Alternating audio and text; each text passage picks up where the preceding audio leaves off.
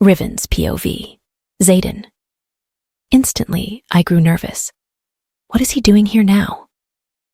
I wait for him to make a move, to come out, but he didn't. After some time not being able to sense him anymore, I exhale, not knowing I was holding it in. I can't let my guard down. Shit, but why was he here? This isn't his territory. Shaking away all the thoughts from my mind, I picked up my clothes in my mouth, quickly running up the steps and managing to get the door open. No way was I changing out here. When I locked the door behind me, after having out my clothes, on the exhaustion finally hit. I yawned, heading upstairs to finally get some sleep. Xaden's POV. I stand there perplexed as Riven leave my office, not even turning once. I don't understand what she's talking about. She says she left because I cheated on her with another female, but I can never do that. Yes, I was rough with her from the start, and once I lost control of my carnal desires, I almost raped her. Which I still do regret. I never treated her with respect, although she deserved it, because I thought she was a brat who needed to be taught manners. Her attitude at the start gave me that impression. But with time, I realized that she's really trying to be a good Luna for my pack. She worked hard. She fought the rogues. She took care of the children at the daycare. I never admitted it, but whatever she did it with her full dedication. My thoughts were interrupted when Lorcan entered my office. I just heard from Emma that Luna was here, and she came here to talk to you. Something about clearing the air. What was it about? Where is she now? She left. What? Where? So soon? I am sure she went to meet the children at the daycare.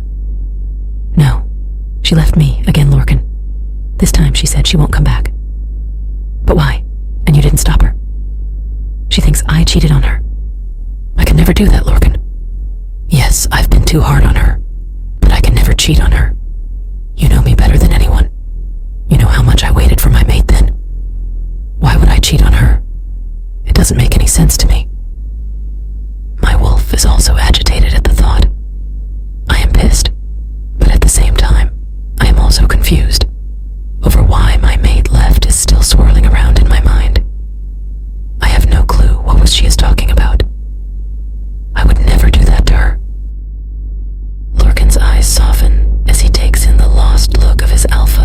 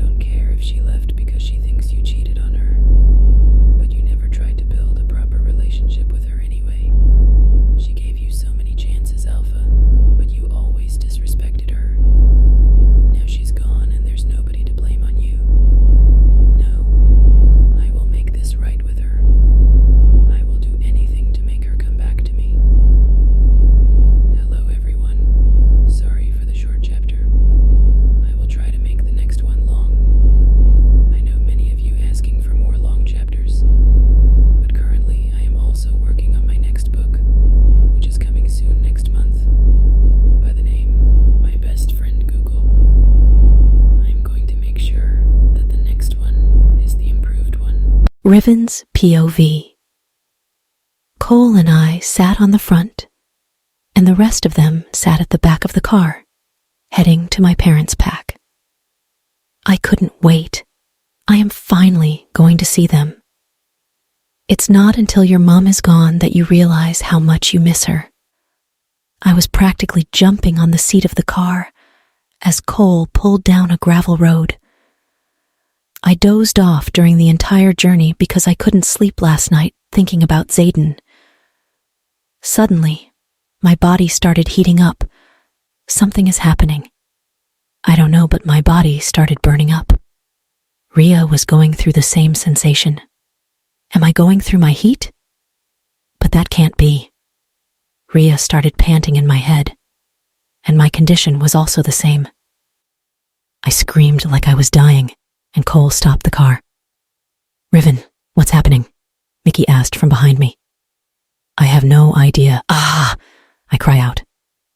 I think I know, Cole said. What? Liam asked in panic mode. Elder Hashmat told me, Riven, this is going to be painful for you, but you can do it. I know you can. Oh, fuck. Ow. You're coming into your full powers now, just try to breathe through it. It's going to be okay. Cole says, trying to comfort me. I thought I had all my powers already. I screamed in pain. You had a part of your powers, but they were not fully free, and now they are finally coming to the surface. I am not sure how much has been released, or from who. Cole replied patiently. What do you mean from who? Ow! This hurts so damn much. I feel like I am giving birth to 100 children simultaneously. We are not sure if the powers that are coming to the surface are of demon's blood or Fae's soul, because they are both equally powerful. I don't think I can take this pain anymore. I am covered in sweat, and it feels like someone is trying to kill me right now. Mickey tries to touch, but instantly pull her hand back. What is it? Did I hurt you? I asked in pain. No matter what happens, I don't want to hurt any of my friends. You're burning, Riven. My fingers have blisters now, just due to a mere touch. I am so sorry. It's not your fault, Riven. She is radiating pure power. I have never felt this much power off someone before. We need to do something. We can't lose her like this. I don't know if her body can take it all at once, Wendy said. Yeah, but what can we do when we can't even touch her? Look, she isn't burning through her clothes. Maybe if we can wrap her without actually touching her skin, we can get her out of the car, Kyle said. I heard some shuffling from behind me, and then someone wrapped something soft around me. I was whimpering and writhing in pain. I can feel the heat rising in me. I have a feeling I know whose power is going to expanding now. Shit, we need to put her down. She's burning up. As Liam said this, I can feel the flames starting to form around my body. Someone pull me out and put me down on the cool grass. I feel my power rising, and before I know it, I am shifting to Rhea with a burst of uncontrolled flames. Whoa! Damon and Liam were shocked.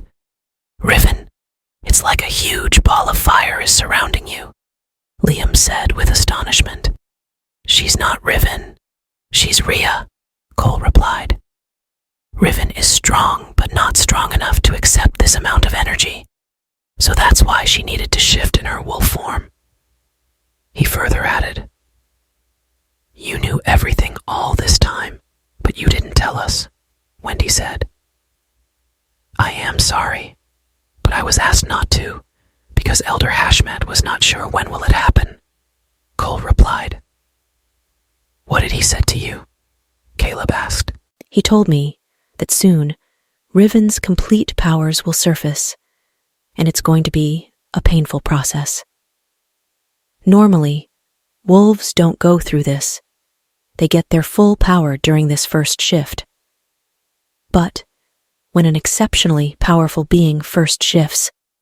Their body normally can't withstand the full power, so they only get a part of it until they are capable of handling the rest, and I think she is receiving her power now. In other words, stay back unless you want to die. Although it all started with the pain, now I feel like my senses are even more heightened. As a werewolf, you are naturally gifted with heightened senses, but I think demon blood is adding more fuel to the fire. REA's POV. I'm trying to accept these changes. Whatever is happening, it's making me feel like I am invincible. Take control, Rhea. Who are you? A part of both of you. I have heard this voice before. It was you that night. What are you? Just like you guided Riven. During her first shift, I am going to guide her to control her powers. Where were you all this time? Hidden. So, tell me, how can I control this fire around me? I am going to guide you so that you can guide Riven. Why can't you tell her directly? Because she trusts you more. You've been with her all these years. I am new, it will take time for her to adjust.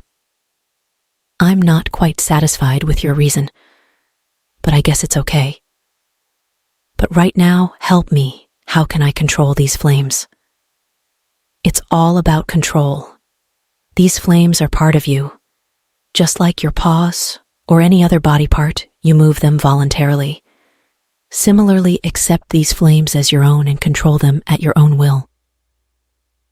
Okay, let me try. I closed my eyes and accepted the flames around me. The flames changed color from red to orange to blue to purple. Then finally, I was able to control them. Slowly, the flames extinguished, and I was standing tall, feeling new and ecstatic. Wow, Rhea, you controlled it like a pro, Liam said. Now it's time to shift back. I don't know, but I can't feel Riven. Hope she's okay. Cole handed me clothes so that I can wear them after shifting. I took them in my mouth and hid behind a tree. I tried to contact Riven, but I guess she's unconscious. It is going to be hard for me to shift. I returned and dragged Mickey with me behind the tree, so that I can shift and she can help me wear clothes. Wendy tagged along with Mickey, and I shifted in my human form. I truly hope she's okay. Cole POV. I am standing there, watching Riven in amazement. She has shifted into the most beautiful demon wolf I have ever laid my eyes on. And she is in a ball of fire, not just any fire, but it seems that she has summoned hellfire. The hottest and the most powerful fire ever. But I'm not sure because hellfire is just a myth. Riven and Rhea both are beautiful in their way. I don't know how it happened, but my wolf has taken a liking towards her and me too. I feel a connection with her. But I know that this is wrong, since she already had a mate. If anyhow she reciprocates my feelings, I will take her as my choice mate in a heartbeat. Liam's POV.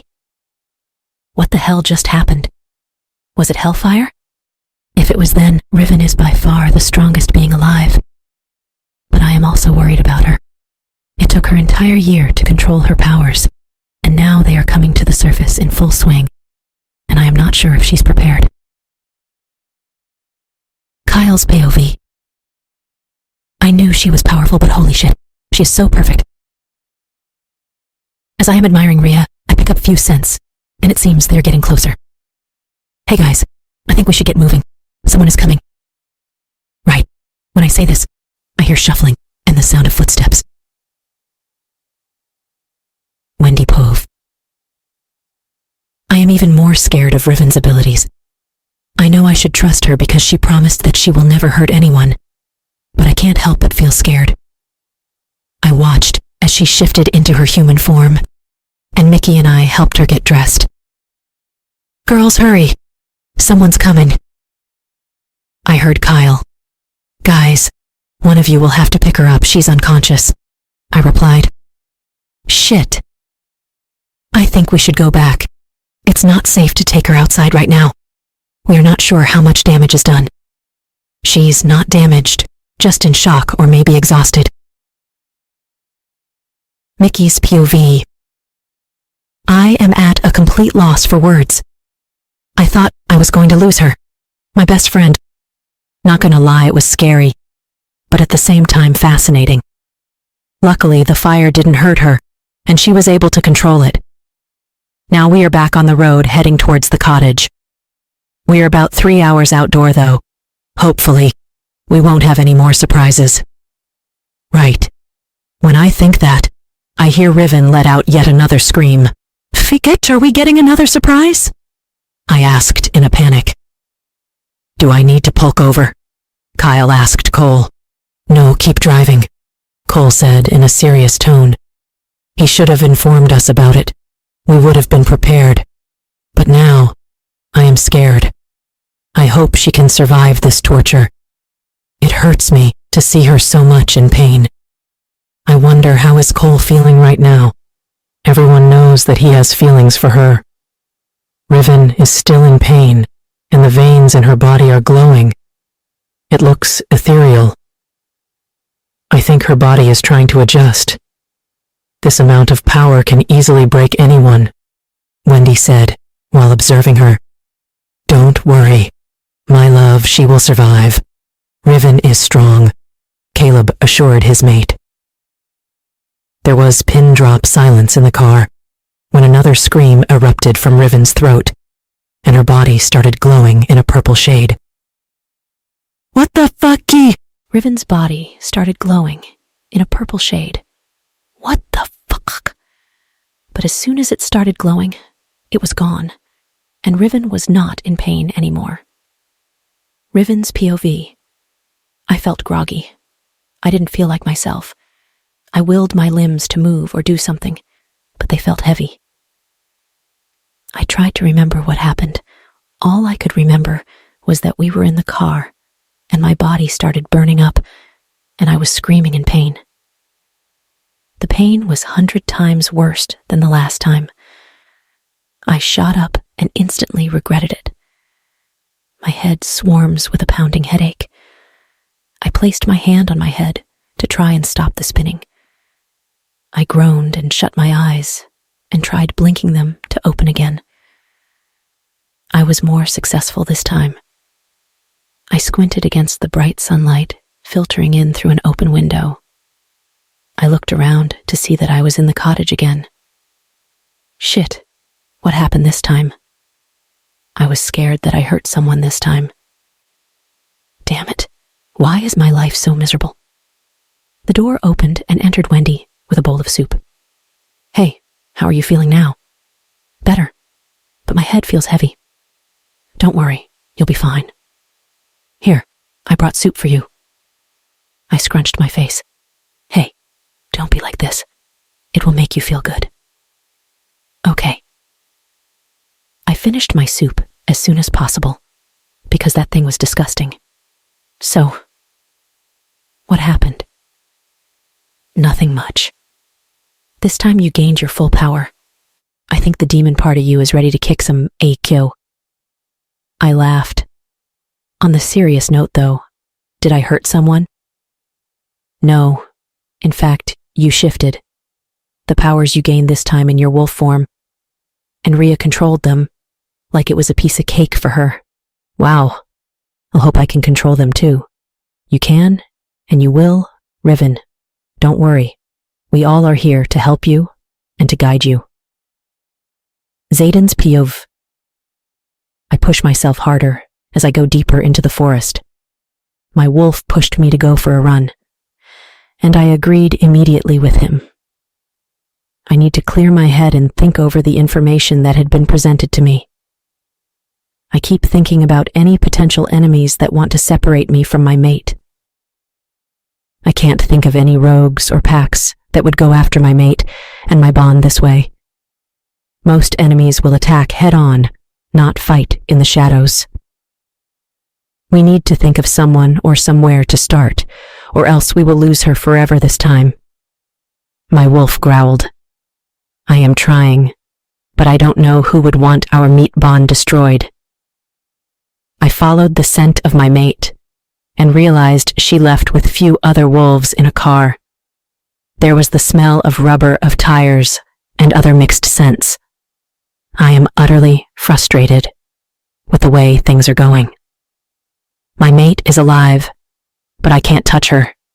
I need to clear this misunderstanding as soon as possible, or else I will lose my mind completely. Lorcan, take care of the pack until I come back. I mind-linked him. Okay, Alpha. I followed the scent of the car and realized that they are taking shelter on neutral territory. It was almost night when I reached there. It was a small cottage, and I could hear the faint voices coming from inside. I waited in the shadows for her, just so that I can get a glimpse of her. I missed her so much. I want to hug her so tight, so that she can never escape from me. I stare at the door, trying to get the courage to open it. I am dying inside. My need to see her is overpowering my senses, but I also know that she doesn't trust me anymore. I need to find a way to convince her that it wasn't me. Then suddenly, the door opened and my beautiful mate came out with a bag in her hands. I covered my scent and followed her. She shifted instantly, and I was graced by the sight of the most unique and beautiful wolf. I heard from my pack that my mate's wolf was different, but I couldn't get a chance to see her myself. But now that I have, I can't get enough of her. I was an idiot, that I didn't realize it before, but I do now, and I will do anything to prove to her that I will take care of her, as a mate should. She started running, and damn, she's really fast. It was hard to catch up with her. But being an alpha, I was fast enough. By the time I reached there, she was basking in the moonlight near a river. Her fur looked beautiful in the moonlight, and I wanted to graze her fur with my snout. But that will have to wait. First, I need to win her heart. Goddess, how can someone be so perfect? Her body stiffened, as if sensing danger, but she didn't make any move. Oh, right. I didn't cover my scent after the run. Should I go to her? Should I tell her now that it wasn't me who cheated on her? But I don't have any proof of that. I contemplated whether I should go to her or wait, but after having an internal debate, I decided that I will inform her everything once I have proof of my innocence. Zayden's POV. I am back in my office, trying to collect all possible information about what transpired that night. Lorcan, what do you remember about that night after I left? I asked me Beta. I need to know what happened after that night. I remember we were in the library, and I couldn't control myself, and I cornered her. I was about to lose all my self-control when I received a mind link that the neighboring pack's alpha has called an urgent meeting with all the alphas in the neighborhood.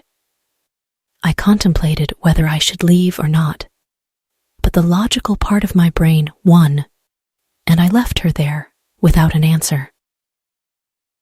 The meeting was urgent, so I remember I left Lorcan in charge. The meeting took longer than expected, and I returned after 6 days. But until then, my mate was gone. Nothing much after you left. I took care of the training in the morning and office work in the evening. He answered respectfully. What about your Luna? She spends most of her time in office. I didn't see her much. Does Emma know? No, she was also busy with the pack ladies. Come to think of it now, I just remembered something. What is it? Emma told me that one of the females from the pack were injured during their morning training. so she let her rest in one of the guest rooms of our pack house, but nothing else happened.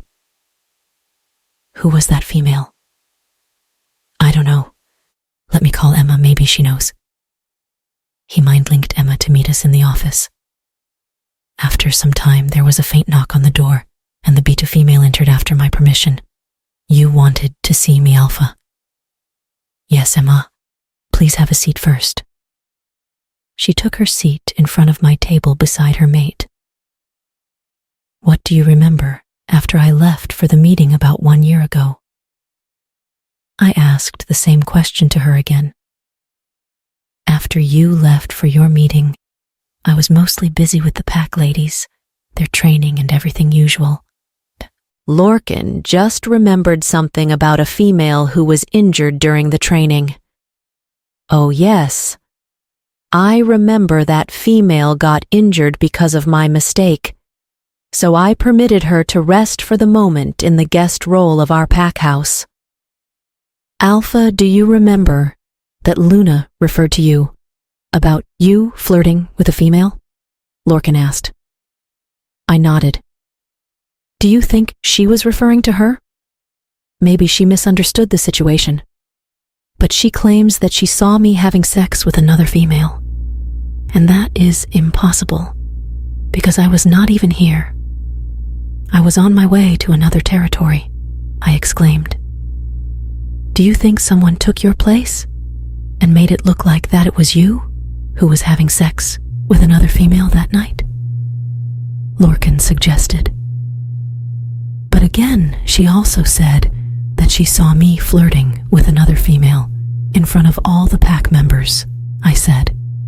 But that cannot be possible. I wasn't even here, I further added. If all of this happened in front of the pack members, then maybe it's you who is lying to us, Emma said with gritted teeth. I growled at that statement. Watch your tongue, bite a female. I am still your alpha, and I do have the proof of my innocence. I know that I wasn't here at that time, and if you're smart enough then, it's a simple law of physics that two people can't be present at the same at two different places. And I intend to find out what happened that day. She bared her neck to me to show her respect and submission.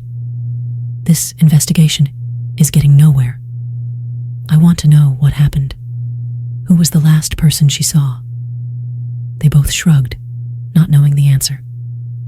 I ran my hand through my face in a frustrating manner.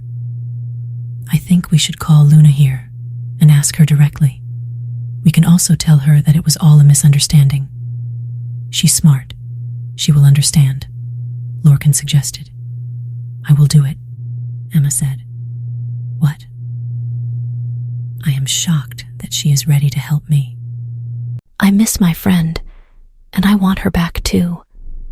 There's no way she's going to listen to you, but maybe she will listen to me, and she also may agree to come back for the meeting, she said confidently. She is right, Alpha.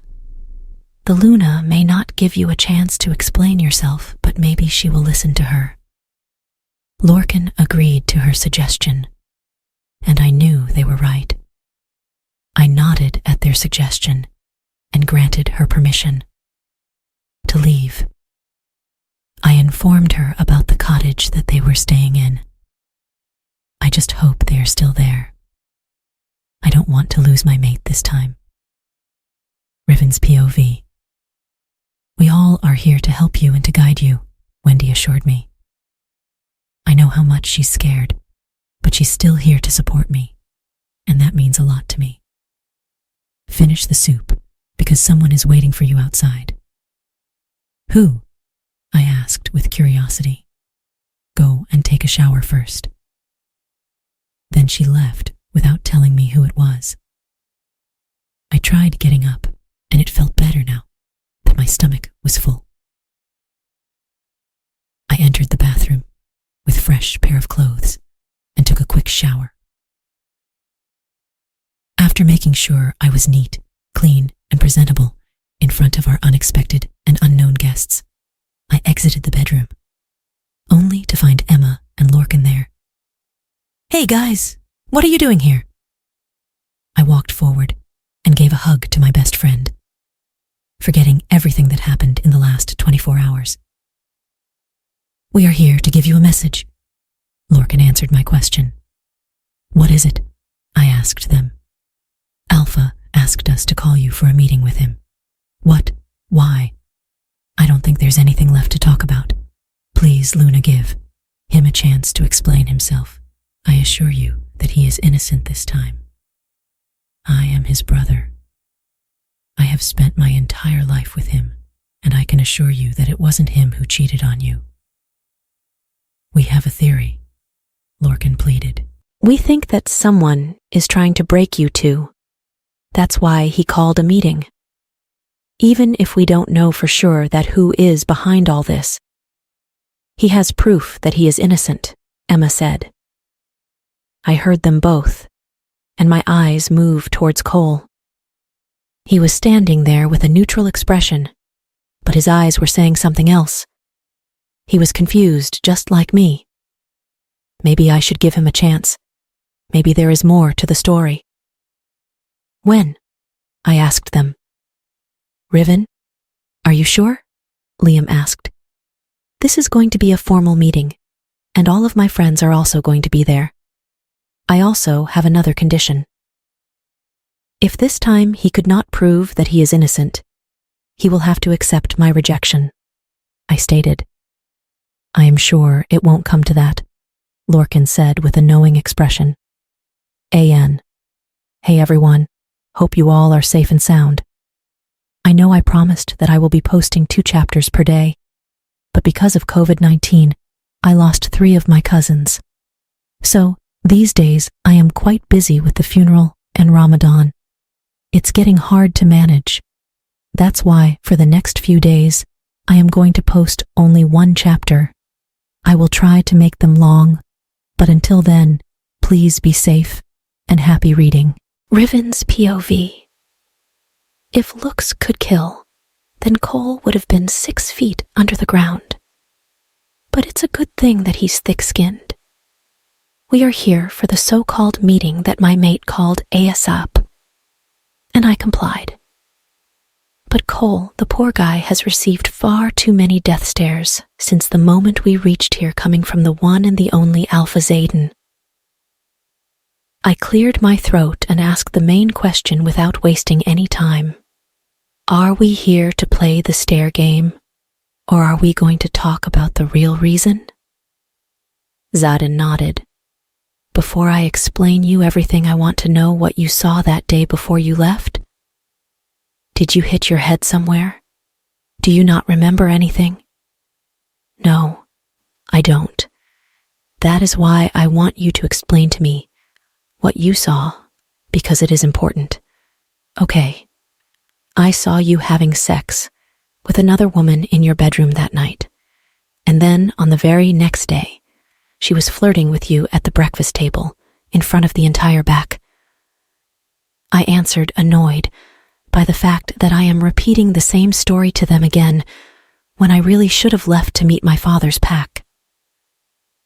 But what if what you saw was not the truth? Excuse me. This can't be possible. Lorcan and Emma were there too.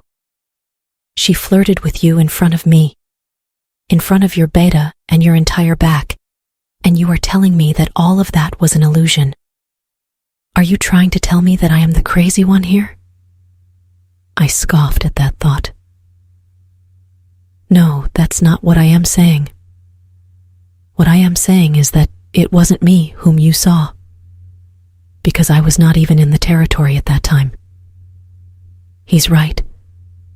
There was an emergency meeting called by the Alpha of the neighboring pack. He returned nearly after 5 to 6 days. Lorcan further added, but how's that even possible? I saw him the next day too. On the breakfast table, I exclaimed. But we are telling you that's not possible. He was not even here. We didn't have breakfast together the next day, Riven. What are you saying? Lorcan said. And I am saying that I am not crazy. I know what I saw, and I saw him flirting openly.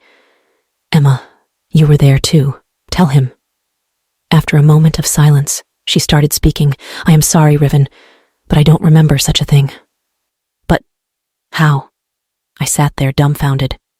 Who was the last person you saw? Can you recall everything? And tell us what unusual things happened that night? Well, for starters, you cornered me in the library and then left me standing there alone. I remember coming to your bedroom, but it was closed. So I stayed in the nearest guest room. Then I took a deep breath to calm my nerves and continued. Then I felt immense pain in my heart, around my mark, and the burning sensation around my whole body was making it worse. I thought that it was because we weren't together, so somehow I dragged myself towards your bedroom. I heard some noises, so I peeked through the doors.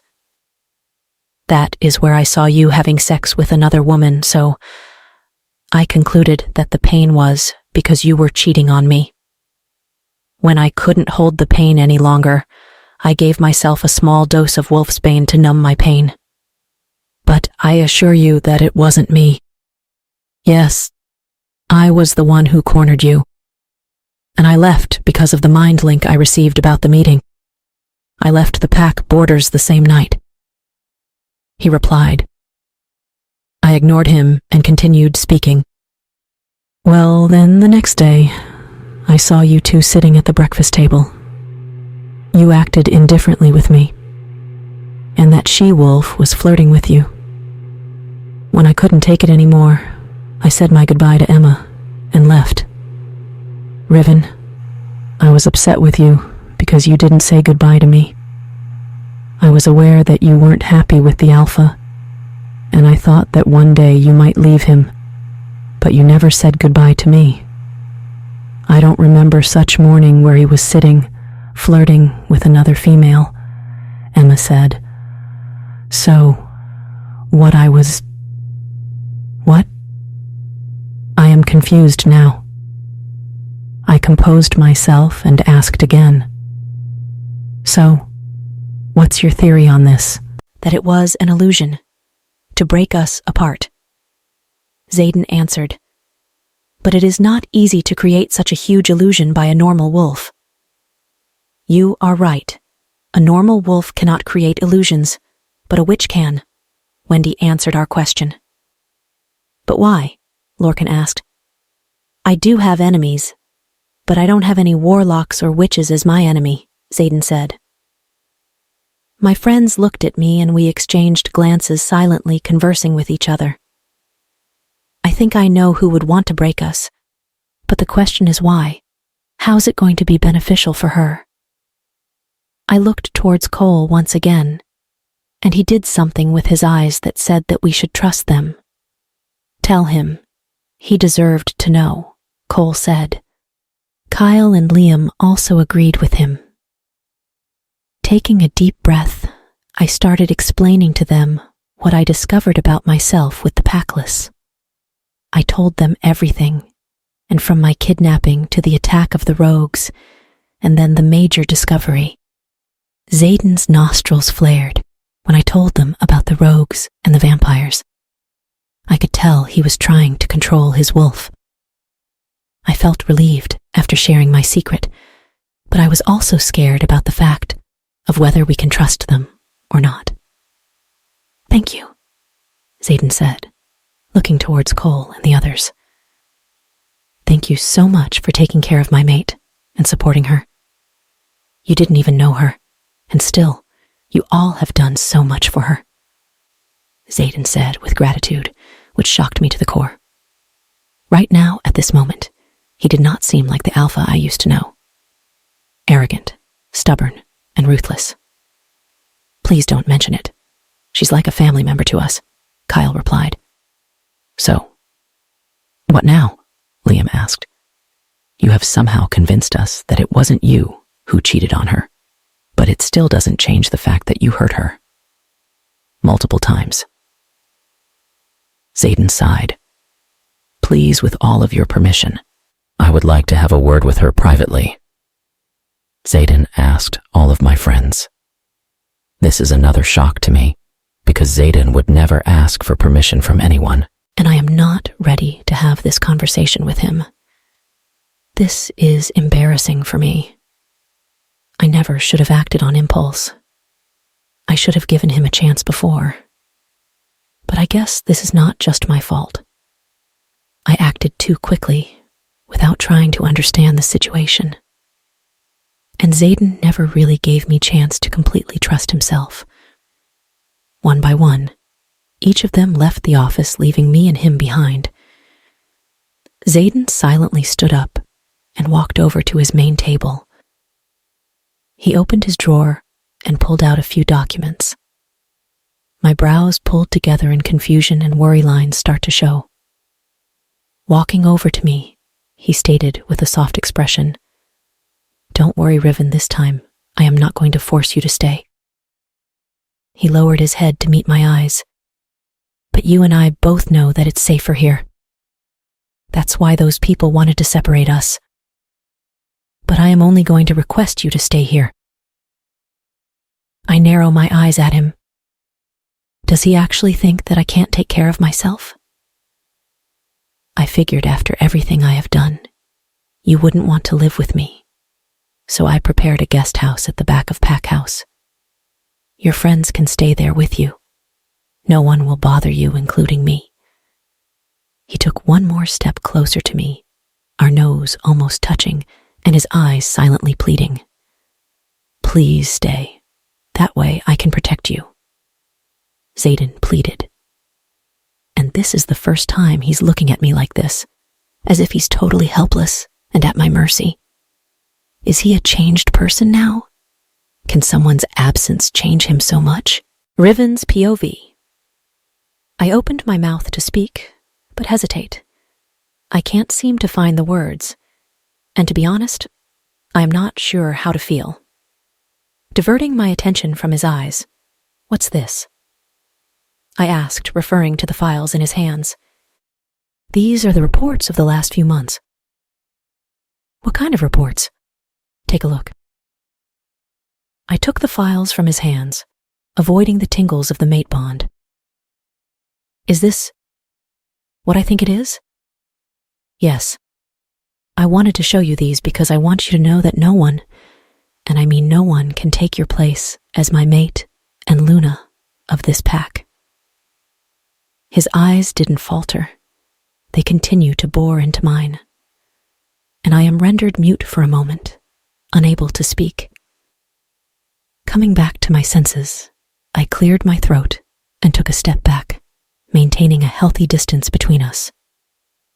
This proximity is clouding my mind. The mate bond is still effective between us, but this time, I won't let my emotions control me.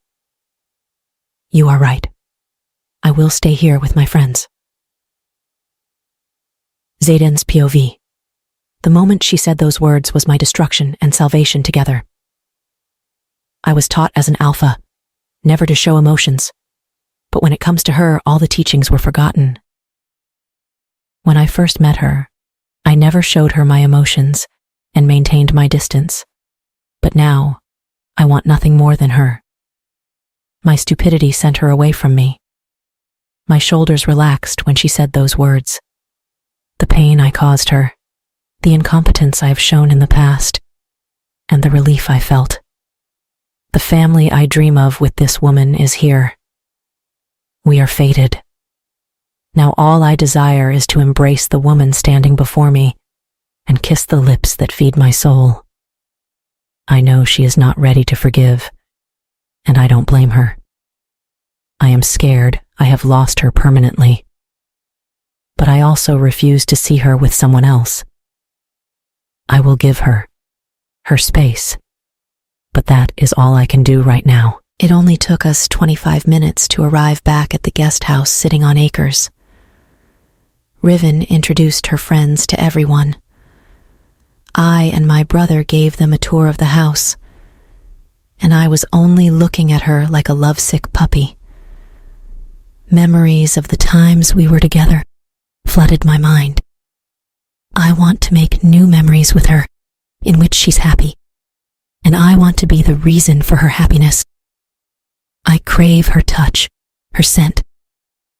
I haven't slept peacefully for a full night since the day she left me. The void in my life haunted me every day. I scoff at myself, the man who is known as ruthless, malicious, and vicious. How different I am when it comes to her. While sitting on the sofa, I admire the way she carries herself. She's busy talking to her friends. I know that mate bond is still effective between us, because I never accepted her rejection, and I never will. But this time, I want her to choose me, not because of the mate bond, but because she wants to be with me. And I will wait for the day. My brother takes a seat next to me. "How's Zia?" I asked. "She's with her mother," he responded. "So what now, brother?" He lowers his head as he goes on. "You have finally found your woman. Our Luna." Turning my head to the left, I said, "She won't forgive me easily, but I want to stop until she does." Clasping my back, he mumbled, "Good luck with that. I have a feeling that she is your perfect match." He smirks, amused. Someone finally has broken the walks of his brother. But what are you going to do now, knowing that some psycho witch is after your mate, and your mate is the most powerful supernatural being in existence? He asked again. Shrugging my shoulders, I mumble, "I have no idea." I get this is a big moment for me. However, today, I found out that my mate is extremely powerful, and the most ancient witch, and her coven, is hunting her. Overwhelmed doesn't begin to explain how I am feeling. She's sweet, beautiful, but at the same time, she's dangerous and vicious. She is beautiful, like a rose, dangerous, like the thorns. My beautiful mate. How can she think that I would replace her? Never, but I'm also completely lost as to how I can win her again. For now, I will go at her pace. I take a glance at her once again, making a promise to myself that I will do everything in my power to make things right between us. Rivens Piove. I spent all night rolling around in bed, looking at the files Zayden handed me. The first one was about all the search reports of me. It seems that he left no stone unturned in my search. And the second file states that if anything like this ever happens again between us, he will give up his alpha position and will accept my rejection. Zayden is known to be vicious, yet here he is as soft as a marshmallow. I close my eyes and absorb the sun. You are lost in thought. Wendy's voice has me opening my eyes. Last night, we all spent hours talking and discussing the further plans. We have decided that we are going to stay here and train with the pack warriors. If that witch is coming for me, then not just me, but the rest of the pack also need to be ready for her. Yes, I am. He's changed. Wendy nodded. Yeah, he seems different than the person you described. What are you going to do now? Wendy asked. I don't know. I sighed. Thinking about Cole, I try to picture him as my mate, but it's Zayden I envision. I can't see myself with any other man, yet I am petrified of putting my trust in him again. After he plunged a knife into my chest and twisted it, the paint is still there. I just managed to stand on my feet. I can't be brought to my knees again. We are staying in his pack. Today I will see him again at the breakfast. My frenzied nerves are running wild. I keep fidgeting with my fingers. I am going to ask a question, but don't feel obligated to answer. She glances my way before diverting her eyes. He is trying to make amends with you. Why are you blocking his attempts? Squirming uncomfortably, I look at her. I don't want it to be like this, Wendy. I wish I could just move past it. He is the first and only man I have ever been with. It scared me from the start. I glance her way and continue. I almost trusted him completely. I gave him so many chances and passed. Exhaling heavily, I keep my eyes on her. But in return, every time he picked me up and threw me off a cliff into a dark abyss and never looked back. If I let him in, he once again has the power to destroy me. I need to protect myself. She nods. What about Cole? I don't know. He is really nice, and I know about his feelings towards me, but he never acted on them. But I don't want to break his heart too. What am I supposed to do?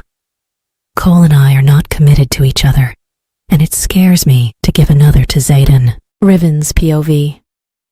Ignoring the thoughts in my mind, we walked towards the pack house. After a long time, I was going to have breakfast with Zayden again. It reminds me of that incident where he was flirting with, no, it was the illusion. Right, and I should have talked to him before leaving. Oh, goddess, how can I be so stupid and impulsive? Maybe I should apologize to him. Walking towards the back of the large pack house, I studied a very bare upper-bodied wolf who was none other than my mate. Zayden had his back to me, while my eyes feasted upon his broad shoulders and rippling muscular back. No doubt he gained more muscle. His muscles look more defined, and sweat is shining through each of them. It seems he just came back from his morning training session. I was barely half a foot out of the door when his head snapped towards me. I stepped forward, halting beside him and his beta. Riven. Hello, Zayden. Where are all your friends? Some of them are still sleeping. He nodded. Okay. I will ask someone to send them breakfast later on. Okay, thanks. Taking a deep breath, I veer my eyes to meet his, and the same question runs again in my mind. Is he a really changed man now? His eyes are already set on me as if no one else exists. I clear my throat and look away from him. Come on, let's get you some breakfast, he said. I have been waiting for this moment to come. The last sentence he muttered under his breath, but I still heard him. And my cheeks flushed at the statement. Is he the same ruthless Zayden, or an illusion? He darted his arm out for me to hold, and I took it without thinking twice. Taking a seat next to him at a large wooden table, my mouth begins to salivate over the vast amount of delicacies laid out. Obviously noticing my reaction, he handed me a plate with the dashing smile.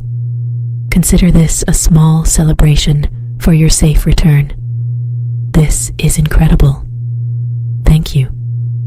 Anything for you. Sorry, what? Nothing. Let's start. The breakfast with Zayden was peaceful. We talked about the upcoming changes. We discussed about training the women for Fight 2. We don't know what we are dealing with, so everyone must be prepared until then. After breakfast, we all moved to his office to discuss how can we strengthen the border patrols.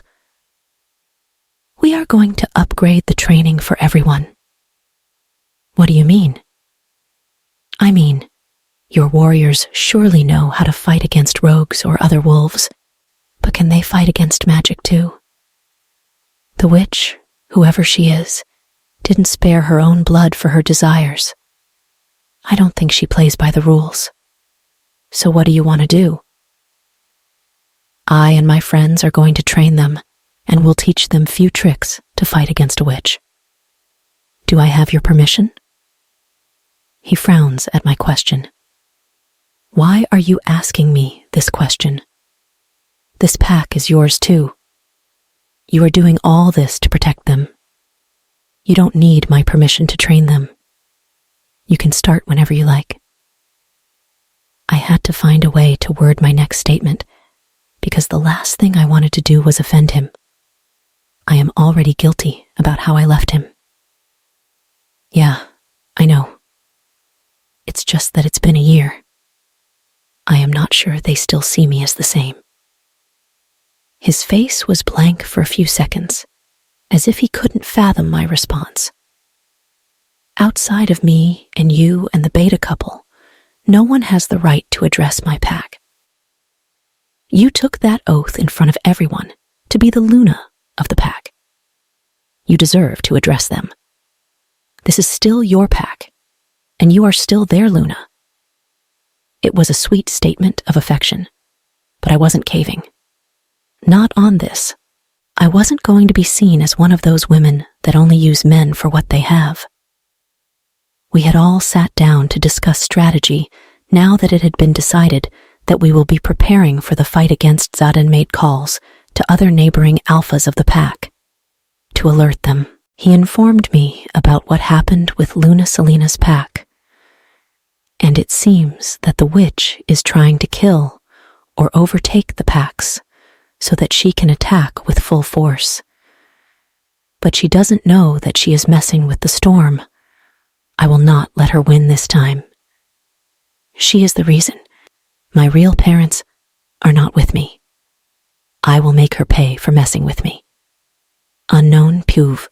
Arrgh! She yelled angrily as she takes both hands and swipes them across her desk. All of the contents and the papers go scattering as they hit the floor.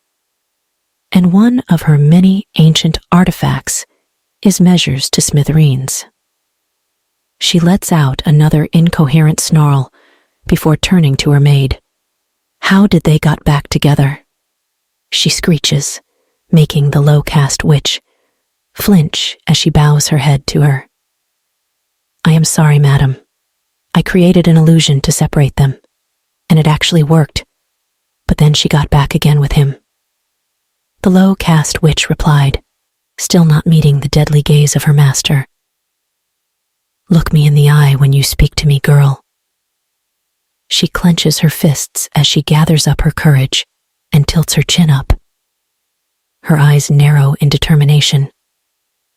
She had always worshipped her master, constantly wanting to please her and gained her attention, so that she can no longer be called a low-caste witch, and she always hated to disappoint her, whether the fault was hers or not. "Forgive me, master." The master ignores the low-caste witch and begins to pace, tapping a long, spindly finger against her chin in thought. The woman, despite having a sinister quality and old age, her appearance was rather good-looking. She is tall with a slender face. Her eyes are dark, stormy gray, like liquid silver. Her ebony hair is always worn slicked back. The long black robe she is wearing billows behind her as she moves around the room looking for inspiration. I have an idea forming, but for that, I will have to do some research. For now, I want you out of my sight. But master, the master raises her hand. Get the hell out of my sight. The witch lowers her head and leaves the room. Little girl, you have no idea what's waiting for you. Soon your powers will be mine, and I will be called the most powerful living being among all the creatures. Riven's Pove. Zaden was right, they still see me as their Luna. Zaden mind linked the pack except the old women and children to gather onto the training grounds. It looked many people were here because the ground seems more crowded because of the presence of women too. In the center of the ground, there was a stage and podium right on top of it. Zaden stood there. Liam and I took a seat at the back next to Damon and Kyle. Emma and Lorcan stood to the side of Zaden, and Emma winked in my direction as I sat. Thank you all for coming on such short notice.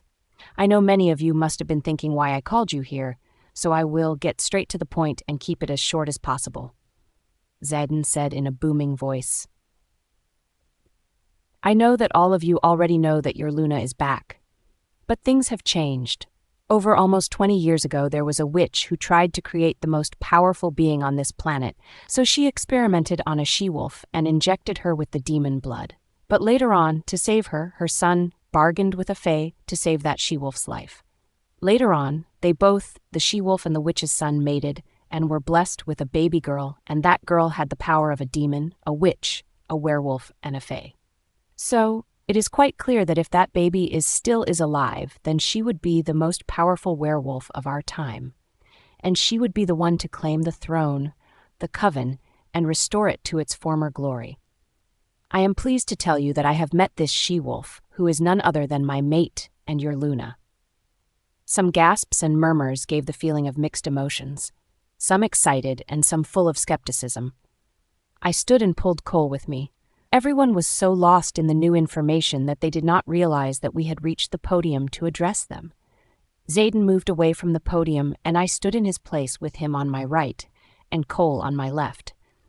I looked out at the group, and now every eye was on us. Good morning and welcome, everyone. Thank you for coming.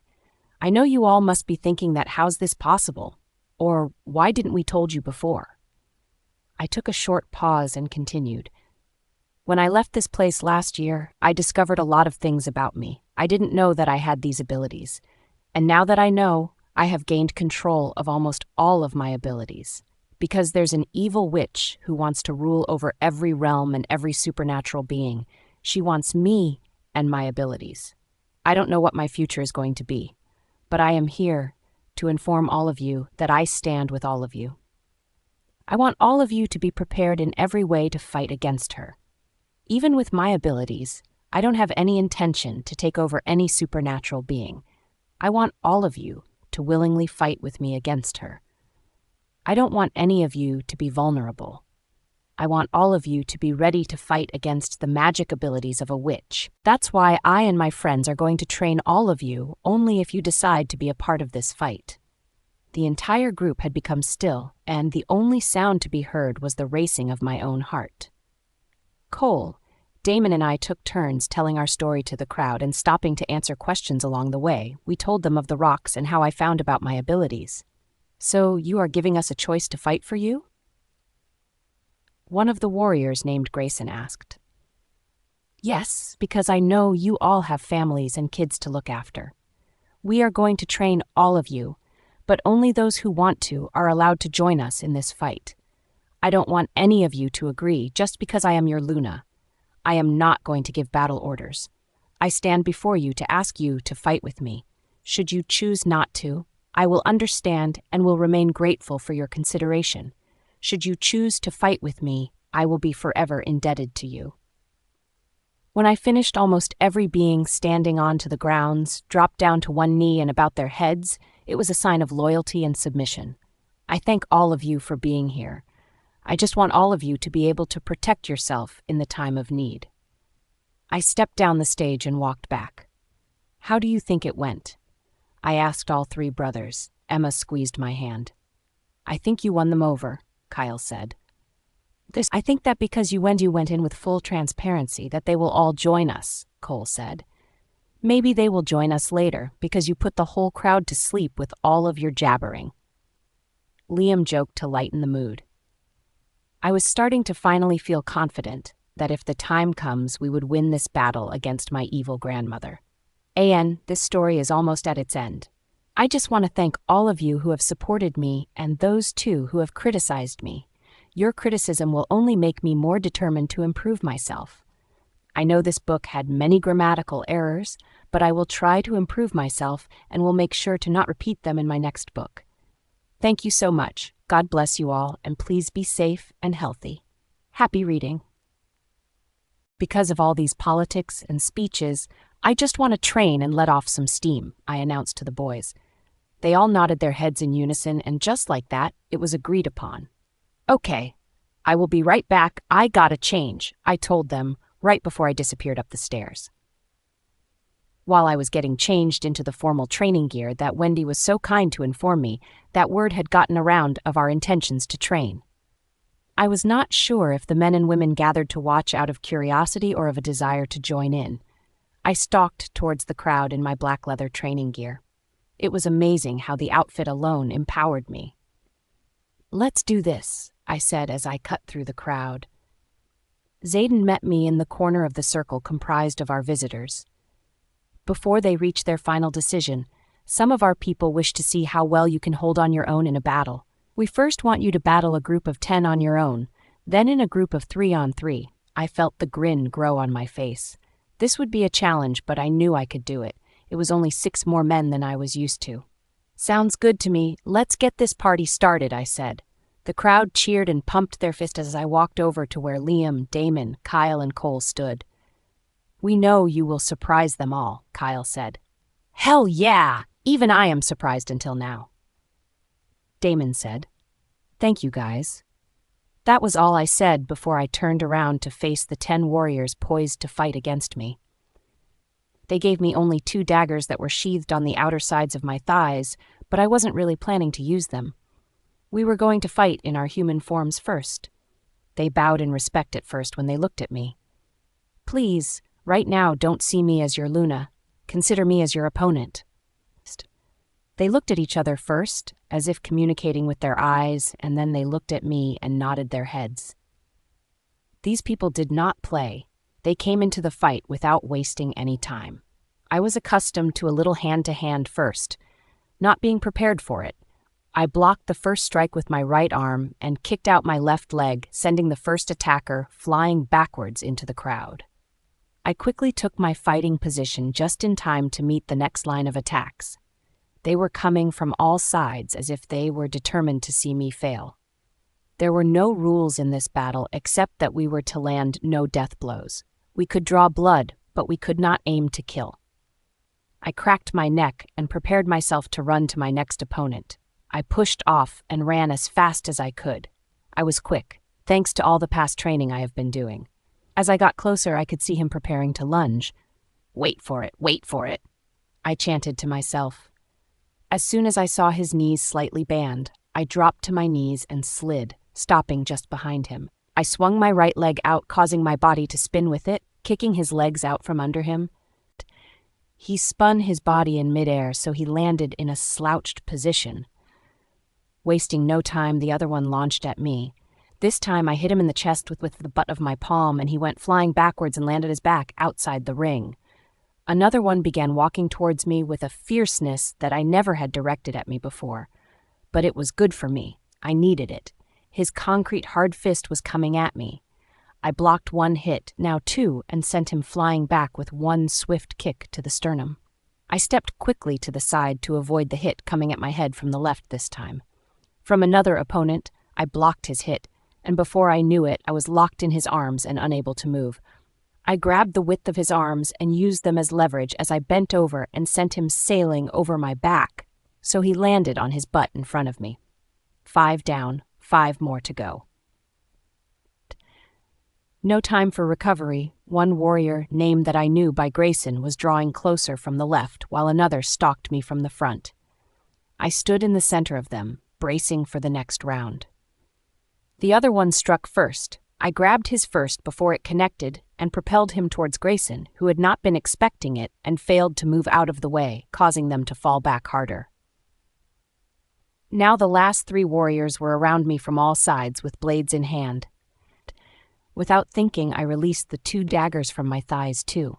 I was spinning left and right, ducking and weaving to miss the continuous attacks. The sounds of grunts and metal on metal echoed in the air around us. I was getting too tired for this. I spun my leg out so it landed to the back of warrior number 1's knees and knocked him on his back. I ran above him to feign slipping a dagger in his chest to signal that he was out of the station. Warrior number 2 barreled at me, blade poised for attack. I used my left arm to catch his right wrist and spun myself so I could feign putting the dagger in his back. Now he was out. The last remaining warrior was circling me in a slow, predatory kind of way. I stepped back and prepared to throw both of my daggers down so they landed hilt up. Using my left hand, I held the man hovering 2 inches from the ground while the magic from my right hand removed the blade from his. I taunted him with a half smile as I spun the blade around to face him and levitated it to his chest where he was touched by nothing but the tip of the blade. You are out. Everyone watched in awe just as I stepped back, while my friends were passing a smug look towards the others. Well, how about 3-on-3 battle because we are not over yet? Zayden said. I turned around to see Lorcan, Zayden, and head warrior Amon taking their positions. I know it's not over. I was only giving you a chance to back out from the fight, I replied with a smirk. Never, we are the King brothers, we don't back down from the fights. Well, you are going to regret not backing out, I said.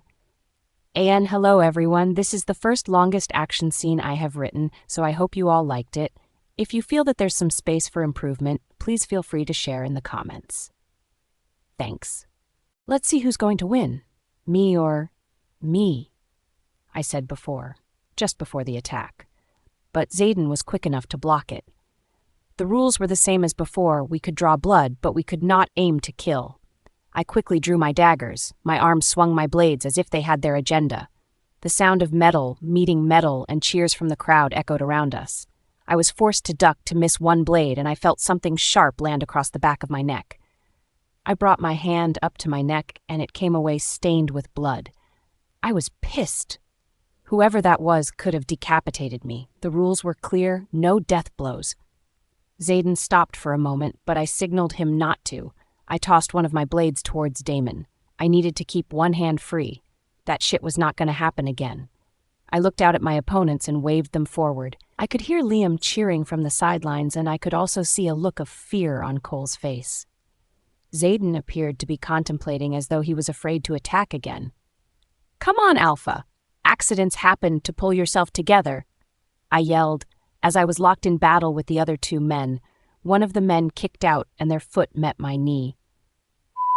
That heart, I screamed mentally to myself. I couldn't run, and I couldn't duck, so I had no choice but to stand in one spot, favoring my leg until my magic could heal my knee.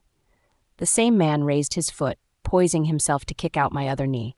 I pointed my finger in his direction and held him in the air.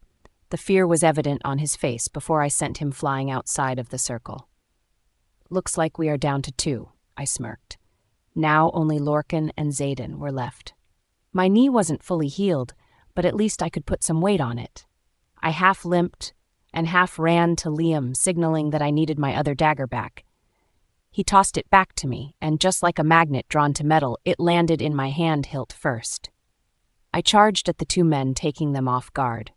I dropped to my knees mid-run and slid between the two of them, while running my blade across their legs just above the knees. Both of them fell on either side of me as I struggled to stand. I was positive that the maneuver had just undone the healing on my knee.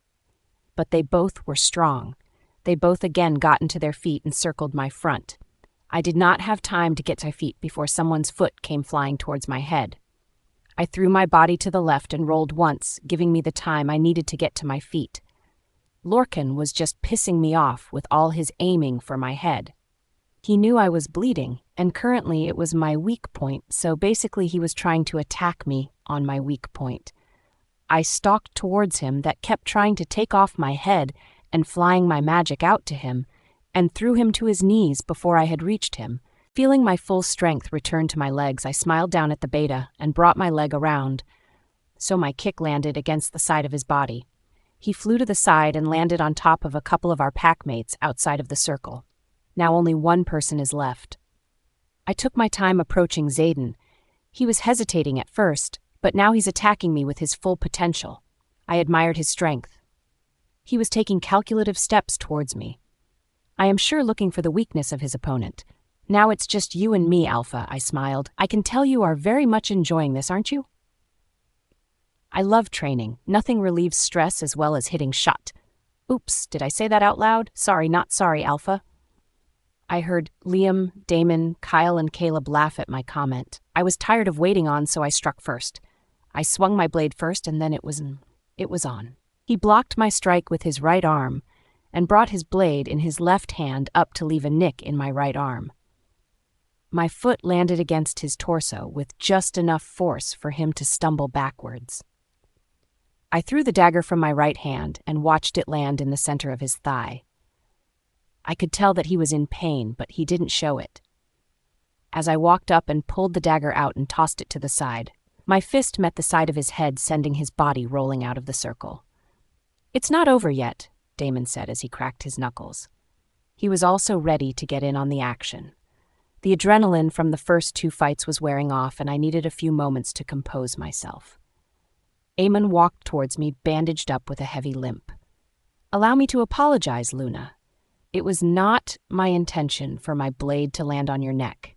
I would be honored to fight by your side against the witch." I watched as Xaden and Cole fought against themselves. I smiled. "That's fine.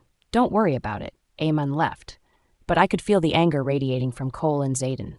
"Kyle, Damon, Liam, could you excuse us, please?" They exchanged few glances and left. "Xaden and Cole, I know you both are worried about me. I understand that our training is dangerous because when we fight it will be real. Real strikes meant to cause real damage and even death. So stop reacting as if I will break because this is how I will get even stronger." They both were still angry, but they both knew that what I was saying was true. After some time, Cole sighed and nodded and left. But Xaden was still here watching me intently, and I was waiting for him to say something. "I can't afford to lose you again, Riven." His words struck a third inside my stomach. "But still, we have a long way to go. I can't just forget everything in a blink, then let your fear mingle with your anger and throw it into the fight. This entire year I had done nothing but practice and training so that I can control my powers." He stayed rooted on his stop, not moving for once. "Xaden, if there is going to be a battle, I am not going to be the one to die. I want to live a long and happy life. But first, it's time to fight again." My positivity and my excitement worked to put a small smile on his face. He caught me off guard when he pulled me into a hug with a soft and tender kiss on my forehead before we re-entered the circle, joined by my other friends, including Wendy, too. The battle began as soon as all of us entered the circle. This time the goal was not only to fight but also to protect my friends. Each of the 3 men were determined to eliminate my partner before taking me on. It was a good strategy since they knew from our meeting that Cole and I were stronger together. I jumped into the line against Cole just in time. I blocked the man's blow with the back of my arm, and my opposite fist connected with his face. Cole and I turned our backs to each other and pivoted so we could see our attackers from all sides. While we were taking on the one, I looked over and saw that 2 had been trying to beat Kyle. I pushed my magic out towards Kyle and levitated him just high enough to miss the blade that was meant for the back of his thighs. He managed to land a kick to the side of the head of the man in front of him, knocking him outside of the circle. I quickly released him from his levitation so he could take on his remaining attacker. I heard a loud thud and pop before my vision swam, balls of light dancing across my eyes. I had allowed myself to get too distracted with helping Kyle that I had forgotten that I still had an opponent of my own to worry about. My vision had cleared just enough to see a huge fist coming towards my face at lightning speed. I flung my arm out to meet it, intending to kick him away from me, but Cole had just circled to the back of him and landed his foot in the center of his back. I moved out of the way before the man fell forward. My anger had called to my magic again, so it bubbled to the surface again. I could feel it rapidly percolating just under the skin, threatening to take over, but I managed to control it just enough to not let it awake the fire in me. I directed that anger towards the man who was slowly bringing himself to his feet. Cole backed away so that I can finish him on my own. I used my anger to fuel my magic and swung my arm into the empty air around us. My magic mimicked his attack on me. It threw itself against his face with the same force his fist had hit mine. If I had not been pissed, it would have been comical watching him punching the air, trying to land a blow to his invisible attacker.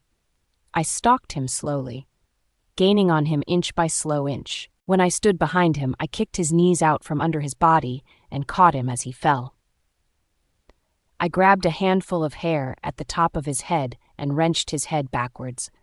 I summoned a small amount of fire in my other palm and drew it closer towards his face, and the crowd around us watched in horror. His sweat trickled more profusely with horror, but instead of burning him, I kicked him so hard he fell to the ground with a loud thud. I wasn't really going to burn him. It's called a distraction. I smirked as I addressed the crowd with looks of astonishment and fear. We all stared down at the man that lay at my feet, and I instantly felt bad. Shit, didn't really wanted to scare anyone. I offered him my hand to help him stand, and after a few seconds of looking at it, he accepted it. He was wounded badly. Let me see if I can help, I said to him softly. I call onto my powers and placed my palms on his wound.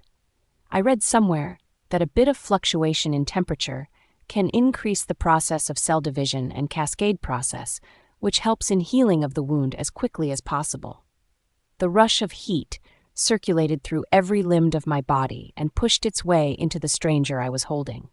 I looked down at his wound and I could see the skin of the wound slowly building itself back together until there was nothing left but the faint hint of a scar.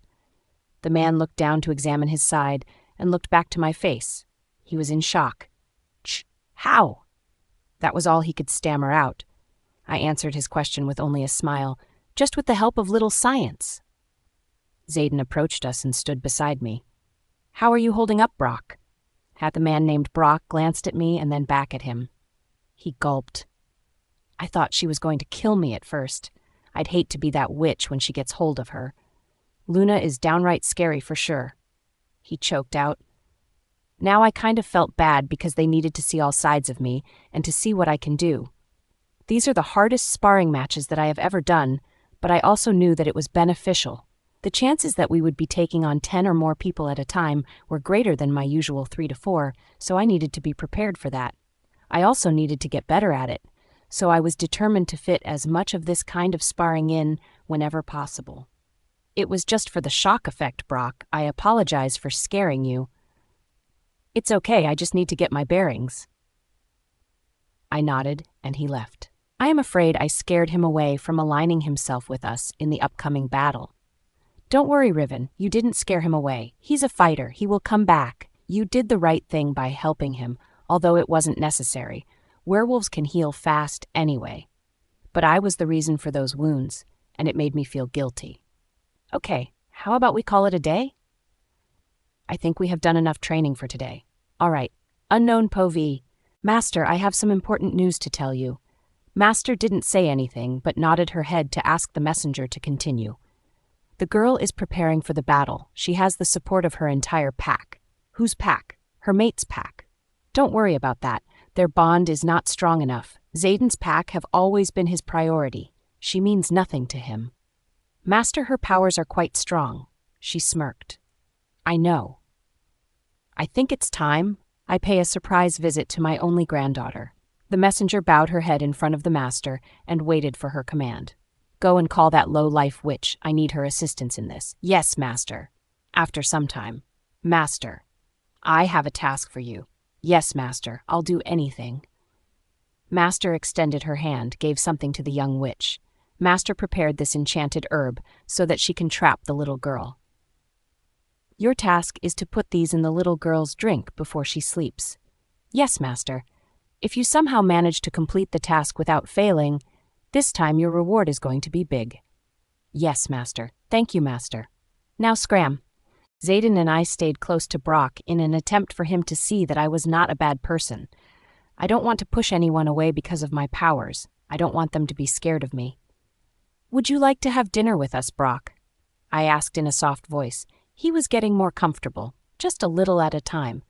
Luna, actually, I am not pressurizing you for anything. If you want, you can join us. If you don't, I will understand. Thank you, Luna. I would love to join all of you.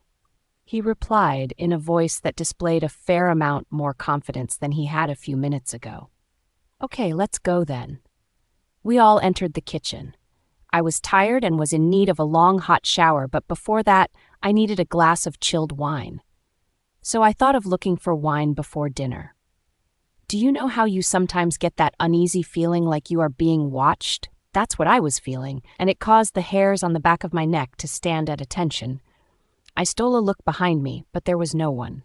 No one was watching me. I whipped my head back around to the front, but still, there was no one watching me particularly. There were a lot of people in the kitchen, but everyone seemed to be busy with their work. Riven? A voice called me from behind that startled me. Oh, moon goddess. Emma, do you want to give me a heart attack? Sorry, didn't mean to scare you. Her voice seemed changed and her scent also. Emma, are you all right? Yeah, I was going to ask you the same question. Are you all right, Riven? You seem a little distracted. No, I am fine. Are you sure? Absolutely. Can you help me? I am looking for wine, I asked, keeping my voice calm. She nodded her head. Sure, I was thinking about celebrating a girls' night. You can call your friends too, but girls only, and we can party together. We'll watch movies, have a chit-chat, so what do you say? Yeah, sounds like a good plan. I will ask my others too, I said. Don't trust her. Suddenly a voice said in my head. I stopped and looked towards Emma. Riven, trust the voice, Rhea said cautiously. Rhea, do you think that there's something wrong with Emma? She's not Emma. The voice in my head rang again. Here you go, Emma said, handing me a glass of wine. Thanks. Don't you think you should drink after dinner? Fake Emma said. No, I am just going to drink one glass, then I'll drink the rest after dinner. Okay. Emma and Riven, come dinner is ready, Zayden called both of us. I sat beside Zayden and fake Emma took my best friend's place. If she's fake, then where is my friend? And most importantly, why is she here? Zayden, find Emma. I mind, linked him. What? What are you saying? She's right here, he replied. No, she's not real, I said. How can you be so sure? He asked. I just am. Before we do anything, we should find the real one first. I don't want anything happen to her. I stated with worry. Don't worry, I am going to ask my most trusted men and Lorcan to find her. He assured me. Okay, what do you want to do next? He asked again. I want you to take this dinner deliberately slow, at least half an hour more. I answered him. Are you sure? He questioned again. Yeah, I need to find out why she's here and what's her purpose. Okay, I have an idea. Let's just wait until we find Emma. Then we'll trick her and bring her to the dungeons. We will lock her there to find answers. He proposed. That can work, I guess. I replied, not sure whether it will work or not. We just need to find our Emma as soon as possible, I said. Don't worry, my best trackers are looking for her. They'll find her in no time, Zayden said in a calm voice. Riven, why are you not eating? Fake Emma asked me. Oh, I am just tired. I think, Emma, we should postpone our girls' night. Oh, come on, it's not like we're going to get so much time after this. You're going to be busy with the training anyway. I know. Okay, how about a walk after dinner? That's all I can promise, I said. Okay, I guess that can work, she said and smiled. Now I am sure she's not my Emma. She never pushes me for something I am not comfortable with. She only plans parties to cheer me up and when I am in a sour mood. We found her. Zayden mind linked me. Really? Yes. Someone tried to abduct her. She was found in the building that's currently undergoing some construction work. Is she all right? Yeah, just unconscious. Lorcan is with her, and currently, they are taking her to the hospital. I exhale with relief. Now it's time for action, I smirked. After dinner, I, Fake Emma, and my other friends decided to go for a walk. Zayden was already waiting in dungeons with some of his warriors. This girl messed up with the wrong person. I am going to enjoy torturing this one. No one messes with my friends. We all walked around talking about anything other than my powers and training, because if she's a spy, then I don't want her to know much about me. So, Emma, I heard about your loss. I am sorry you had to go through that. Oh no, it's fine. Her expressions were normal, as if it wasn't a big deal. But I know how much of a big deal it is to lose your first child, especially for werewolves. Most of the weak ones go insane due to heartbreak. No, it's not fine. Losing your first child is not something you forget easily, and I feel like I am responsible for your loss. It's fine, Riven.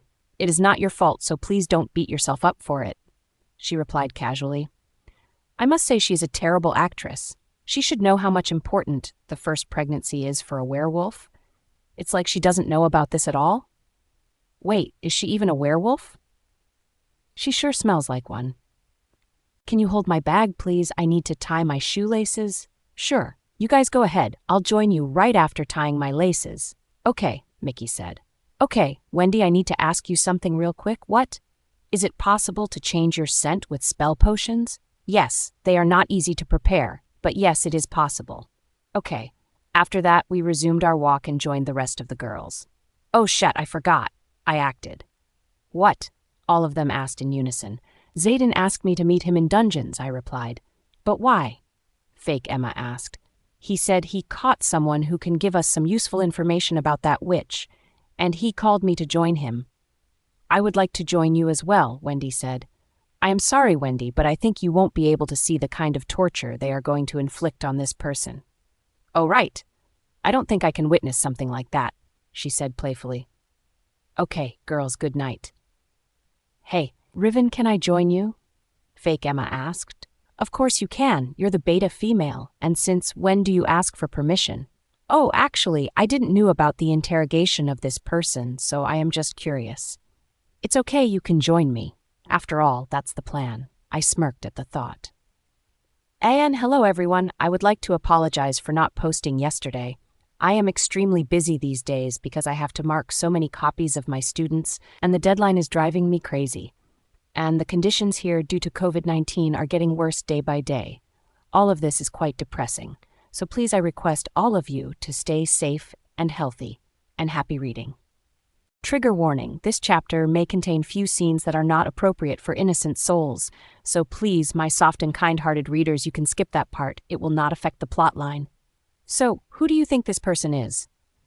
Fake Emma asked me when we were on our way to the dungeons. I don't know. Zayden's men captured her. So, it's a female? Yes. Do you think she will help us? I don't need to think. We will make her speak. How? We will torture her to the point that she will beg us to either kill her or confess. I could feel her heart race at the thought, and her body stiffened.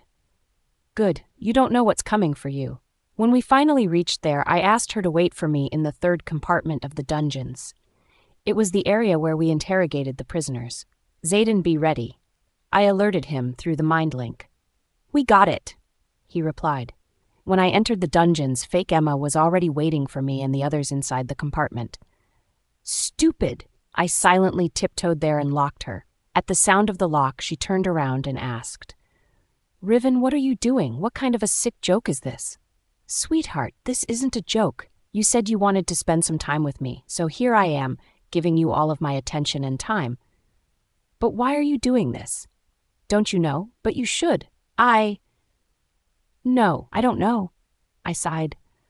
Wrong answer. As if on cue, Zayden entered with my best friend and her mate Lorcan. I immediately lunged at her and gave her a tight hug. I am so glad you're okay, I said in relief. I am fine because of you. Thank you. My best friend and well-wisher said. I took a step back and studied her face. Her left eye was a bit swollen, and her head was bandaged. Don't worry, I have a surprise for you, I said to her. Oh, goody, I like it. This is the first time you have planned a surprise for me. It better be good. I rolled my eyes at her excitement and tugged her with me inside the compartment.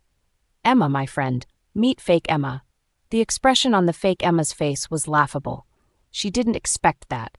Good, so I guess now you know why you're here, right? Now tell me, sweetheart, are you going to show me your real face, or maybe I can ruin it for you completely? She stayed silent. Oh, come on! Answer me while I am being nice to you. It's easy for us to use our torture methods on you since you are a witch.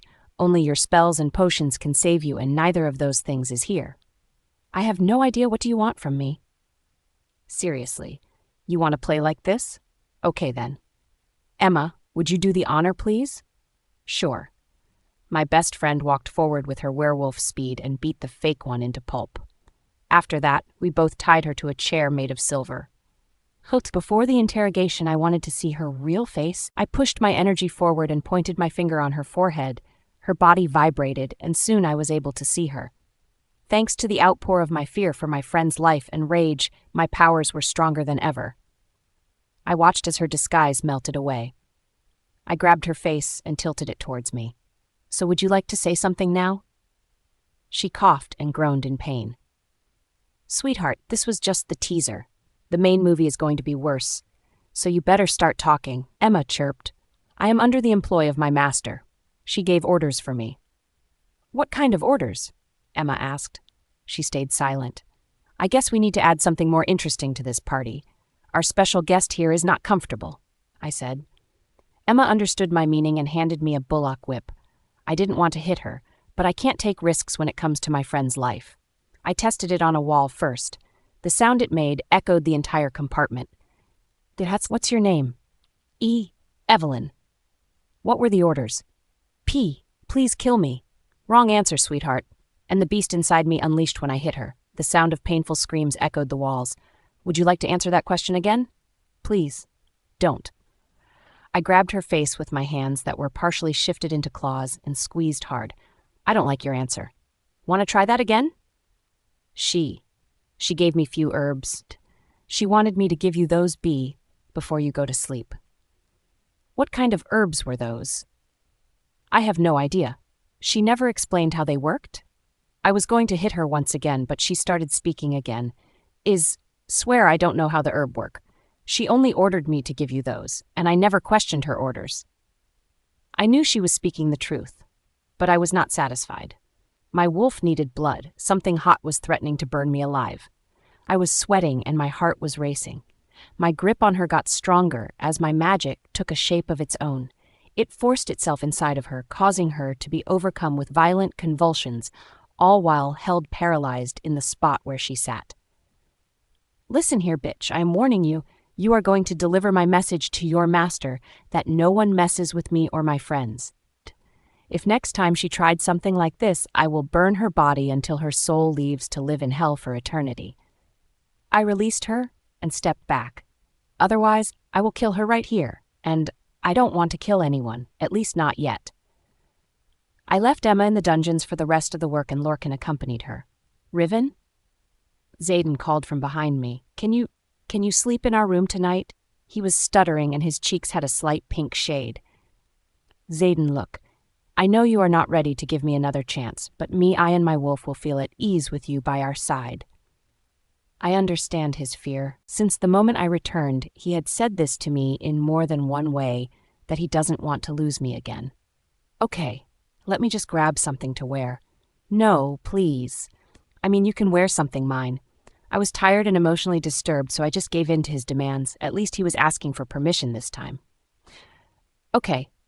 Zayden's pove. Okay. I know this sounds ridiculous, asking for permission to sleep beside my mate, but I can't rush anything between us. I can tell she still doesn't trust me. But I just want to be sure that she's okay, at least tonight. This witch is a perfect hoodwinker. When she said yes to my request, the lava that was burning through my veins turned ice cold. A relief. She seemed exhausted from all the work. I wanted to carry her to our bedroom, but decided against it. Go slow, I chanted in my mind. When we were almost home, I noticed that she was awfully quiet. I glanced over to see she had a distant look in her eyes, as if she's another world. Are you okay? I asked and regretted it instantly. I should have asked something else to divert her mind. Yeah, I am just tired. I held her hand and intertwined our fingers, and surprisingly, she let me. I know you don't trust me yet, but just know that I will stand by you until I am 6 feet under the ground. You are not alone in this. A soft, inaudible sigh slipped from her lips, and our mate bond flexed and materialized into the air between us. I know, she replied in a soft tone. You do? I asked in surprise. The way you helped me today in saving Emma. You didn't question me when I took the lead during interrogation. I think I can forgive you, but to build the mutual trust between us again, I think it will take some time. I know, but still thank you for forgiving me, even when I don't deserve it. No, Zayden, I wanted to say this before, but I didn't have the guts to. She sighed. I am sorry for leaving. I am sorry that you and your pack had to suffer without a Luna for an entire year. No, it is partially my fault, too. I never gave you a reason to trust me enough. I was the one who keeps pushing you away. So that means we are both at fault, she said in a timid voice. I guess, but even if I didn't cheat on you, that doesn't mean I was right. I do realize now that I should have respected you and your views. I wanted a Luna for my pack, and you did an amazing job at that. I was just too blind and stupid to realize that. She chuckled softly but didn't say anything. We walked in comfortable silence for a while, and I cursed myself in my head. I didn't know what to say next. I shouldn't have been this helpless, but I was. We finally reached our destination. I opened the door for her to enter, and then I followed. I stuffed my hands into my jeans pocket and returned my gaze to her. She looks so fragile when her guard is down. With another sigh, she turned and I watched her walk into the kitchen. My wolf needed to feel close to her, so on instinct, I followed her. She walked to the cabinet and placed 2 cups in front of her. "Would you like some tea?" she asked. I shrugged, so she took it as a yes. After placing a tea bag in each cup, she poured the hot water before setting the pot back down onto the stove. She slid 1 cup over to me. The tea was still too hot to drink, so she leaned against the counter with her arms crossed. "Listen, Riven, I want our relationship to work this time. I was stupid to let you go last time, but I want you to stay with me," I said. Announcing it verbally did something to me. My heart rate picked up and I swallowed the large lump in my throat. This woman before me was my mate. "I don't know, Zayden. I have so much on my plate right now," she whispered, casting her eyes down to her cup. She turned to face the counter. "But you are willing to give us a chance, right?" I asked with hope laced in my voice. "Yeah, I guess." I heard her heartbeat, picking the speed too. "So can I offer something to get this ball rolling?" I asked. Her curious eyes slid to mine, her fingers playing with her cup of tea in front of her. "And what is that?" she asked. Encouraged by the intensity in her eyes, I took a step towards her. She turned to face me. "Will you stay with me in our room? You can say no if you want. I think I will be able to sleep in peace if you are beside me knowing that you are safe." She drew in her plump bottom lip in thought. She smelled amazing. I didn't want to push things too much, but being this close to her after a long time was electrifying. I realized how much I had missed her, even though she was right in front of me the entire day. I boxed her in by placing my hands on either side of her. Her back was now up against the counter. "I am not going to lie to you, Riven. My wolf wants nothing more than to complete the mating with you. He wants to make you his. Standing this close to you takes a lot of restraint. I don't know how much longer I can do this. I am trying not to rush things between us, but this is the truth." She removed one of my hands from the counter and slipped away from me. It was like playing cat and mouse. She put some distance between us by moving to the other side of the kitchen. I followed her, unable to stop myself. I was physically drawn to her just as much as I was emotionally right now. "I can't give you that chance soon, Zayden," she said. But I knew she wanted to. "I understand. I am not going to force you to," I assured her. "I can't make the same mistake again. If you don't want to stay with me in my room, then at least go on a date with me," I requested. She wrinkled her nose. "I would rather not," she replied. I took another step towards her. She was trapped. There was no exit. She was blocked by the counter and kitchen sink on both sides of her. The only way to get out of the kitchen was through me. My wolf was smug about this. "Why not?" I asked. "I will say yes on one condition," she said. "And what's that?" I asked. "You ask me nicely, but I am asking nicely." She rolled her eyes at me. "I mean, if you ask me like a proper gentleman in front of everyone, then I will think about it." "Think you are up for the challenge, Alpha?" she asked playfully, and I liked this side of her. My wolf was puffing his chest as if nothing is impossible for him. "What if I win?" I asked.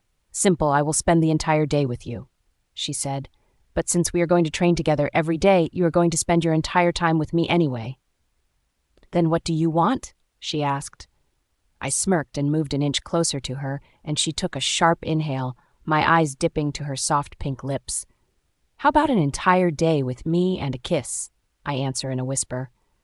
She shivered in my hold, or maybe I should say trap. "You are pushing your luck, Alpha," she said, her voice laced with a hint of desire. "And you are not. You are asking me to do something that I haven't even thought about doing in my entire life. But still, it's just a simple task, Alpha. I will only do it if you say yes to my condition." She huffed in annoyance and rolled her eyes again, and I enjoyed her antics. "Fine, but if you fail to impress me, then what, huh? Then I will give you whatever you want. Then it's a deal, Alpha Zayden." We shook hands, and then she playfully pushed me away. She walked to our room. I gave her one of my t-shirt and shorts to change. She chose to take shower before sleep. I was tempted to join her, but then I took shower in one of the guest room. After that, she joined me on our bed, but she kept her distance. I wanted to embrace her, but it was better that I don't, or else I will lose my control. Inhaling her scent one more time, I finally drifted off to a peaceful sleep after a long time. And hello, my lovely readers. This chapter is especially dedicated to those who wanted more of Zayden and Riven's part of story. Also, can you guys suggest some cute couple names for both of them in the comments? Thank you, and be safe. Ciao. Rivenspove. You are kidding, right? Emma asked. I shook my head in response. But how's that possible? She asked again. I don't know. You don't know? You don't know? This is Alpha Zayden we are talking about. I find that hard to believe, Emma said in shock. Hell, I am still in shock too. I challenged him because I thought he would never say yes, but to my surprise he did. And now I am curious, how is he going to complete the challenge? How about we make a bet? Emma said in excitement. What bet? I think Alpha is going to win this challenge, she said. No way. He said he had never done this kind of thing, so no, I don't think he is going to win this challenge, I said in confidence. That's where you are wrong. You have no idea how much he has changed after you left. I think for you, he is going to do it. But still, he's known to be rough and ruthless. He's not going to ask me out on a date in front of his pack members.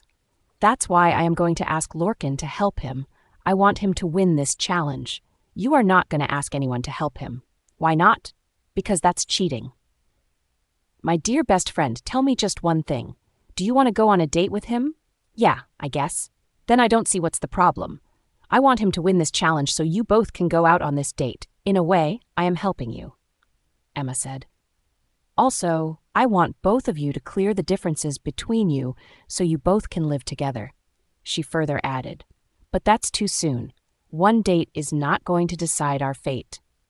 I am an optimistic person, so I like to think that you are going on this date with him after that you both are going to make love and have pups.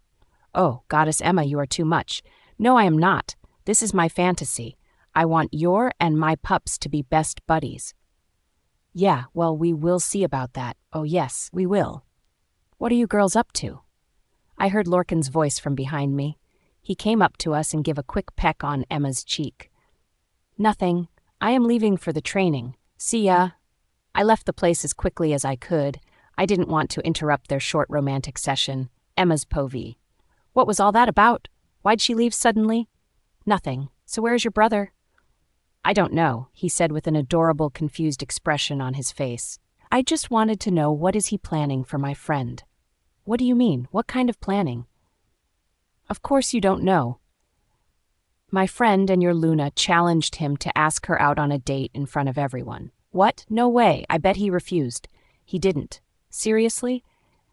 Then he is going to lose this challenge. No, he is not going to lose the challenge, especially if he has a brother like you. What do you mean? I mean, you are going to help your brother, or I will make you sleep on the floor for an entire month. I warned him. Wah, an entire month, baby. Don't you think you're being a little too dramatic? No, I am not being dramatic. I love you as much as I love my best friend.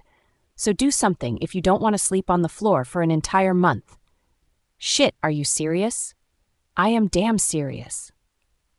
Fine, I will help him. Good boy, do that and I will reward you.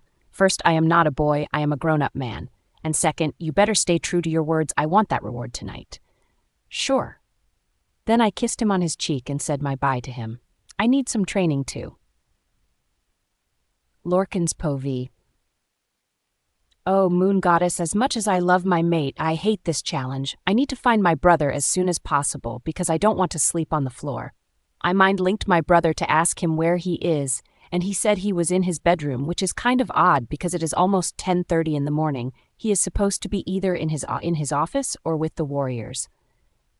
I knocked on his door and entered after his permission. He was pacing around like a madman. What's up, brother? Nothing? Are you sure? You seem a little distracted. It's your Luna. What about her? It's just that I need to ask her out on a date. So do it. What's there to think?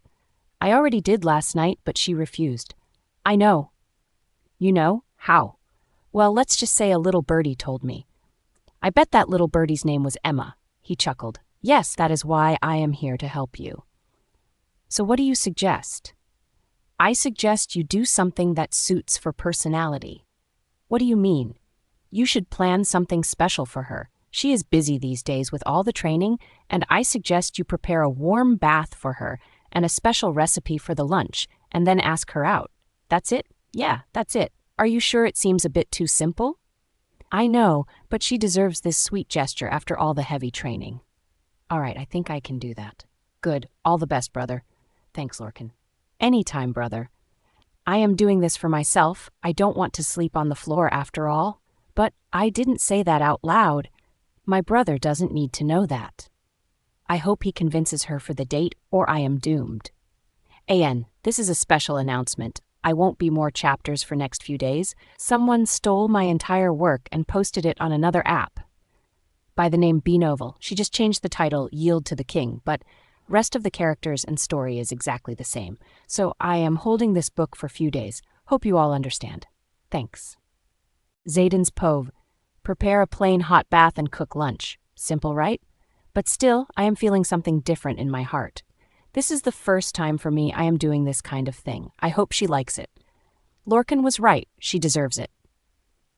I Googled how to prepare a perfect warm romantic bath, and it gave various instructions to prepare the bath, and I followed accordingly.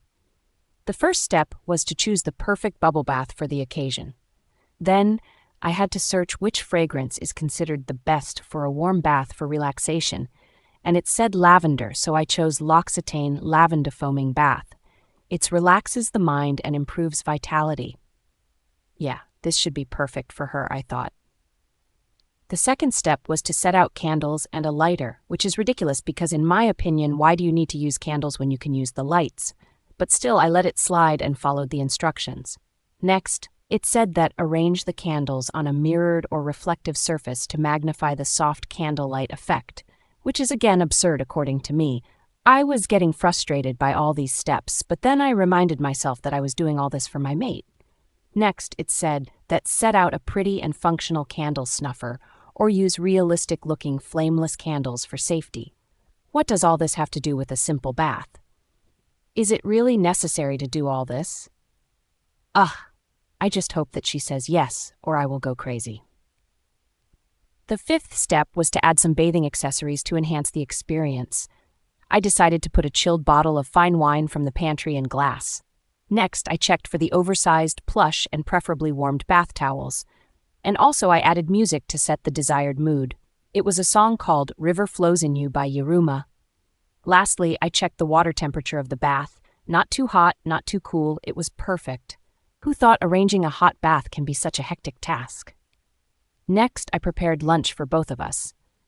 While I was preparing the lunch, the maids were constantly eyeing me. Few of them offered their help, but I declined. I prepared some quick Italian dishes that I knew. I prepared guacamole, salad, goulash, and blueberry ice cream for dessert. I checked the arrangements for the last time, just to be sure, and I was actually feeling proud of myself to accomplish such simple tasks. Now I can only pray that she says yes. Riven's Povey. Today was quite tiring. We trained continuously without break.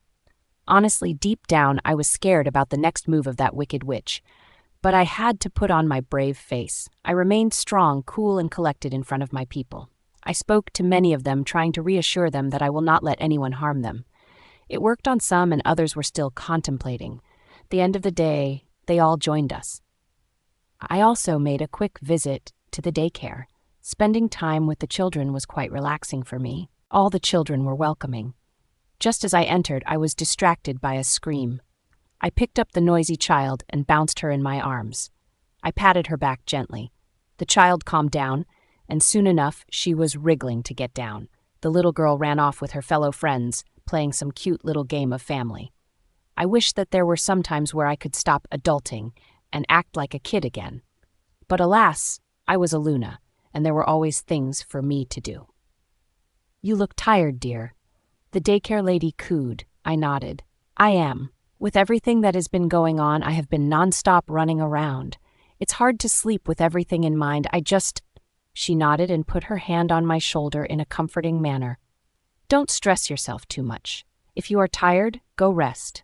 Go drink some tea or hot cocoa. Go watch a movie or hang out with your friends or your mate. I don't want the kids to be mad at me for just leaving like this again. Don't worry, they are just kids. They can't stay mad at their Luna for a long time. You have been running around with the weight of the world on your shoulders. You deserve to have a break. Now go. I will be all right on my own. Thanks. I will try to come by tomorrow, if I am not too busy. Oh, Don't you worry your pretty little head about it. I understand how busy you are. It's okay if you can't make it tomorrow. All right, I said warily. I see you later then. I waved and walked out of the daycare center. I wanted to teleport myself, but that always takes up lots of energy, so I just walked towards the pack house. After this morning, I didn't get a chance to meet Zayden, but I knew better than to try and find him. He was either in a meeting or checking patrols or whatever else he had to do. I entered the pack house, and instantly my mouth watered with the various delicious food smells. My feet automatically started moving in the direction of the kitchen, and there I saw the most adorable sight of the day. Zayden was wearing an apron and was arranging plates on the table. Hi. Oh, hi, I greeted him back. What is all this?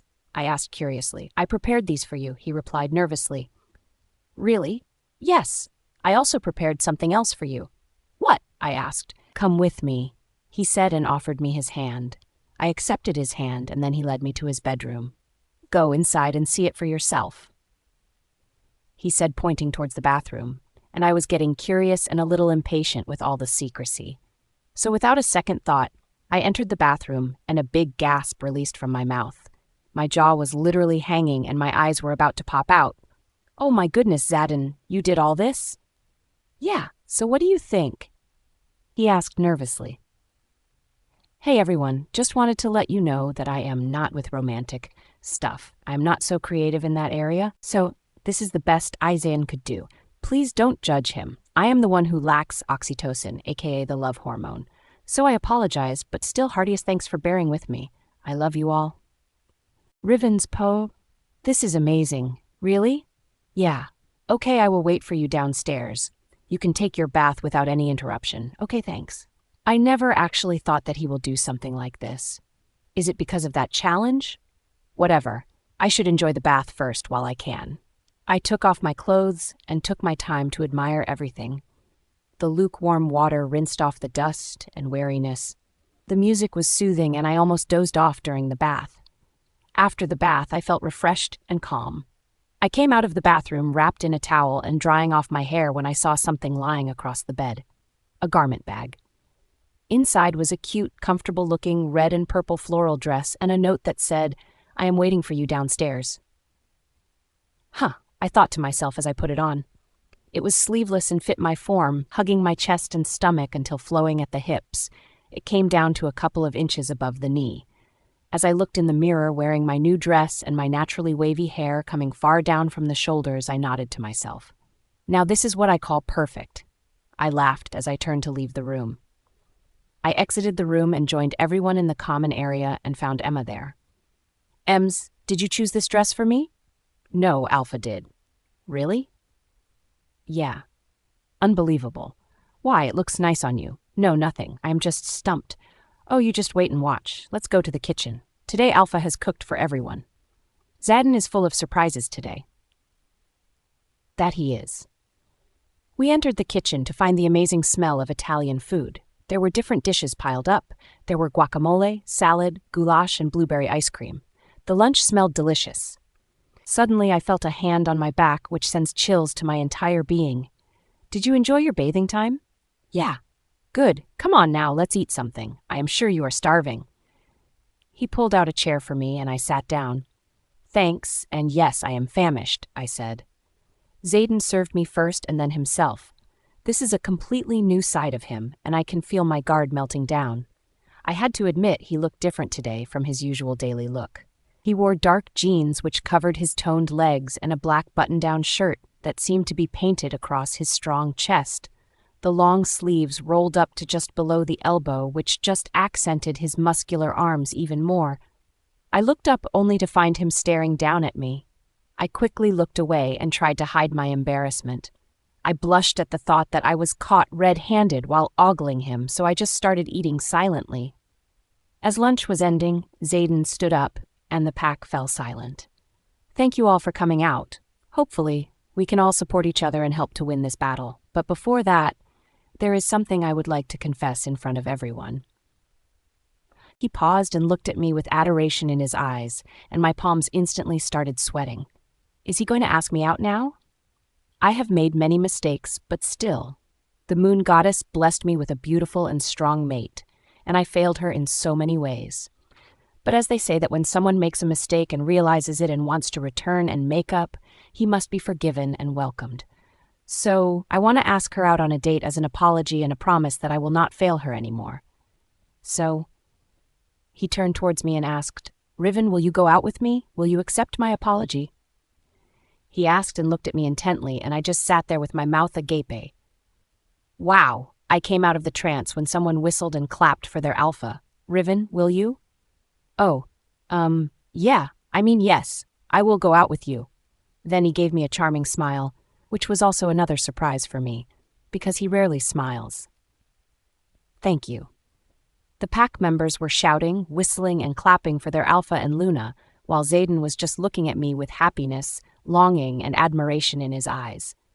You have no idea how much happy I am by your answer. I tried not to lose myself in his eyes. It's nothing. After all, it was a challenge and you won. It wasn't just a challenge for me.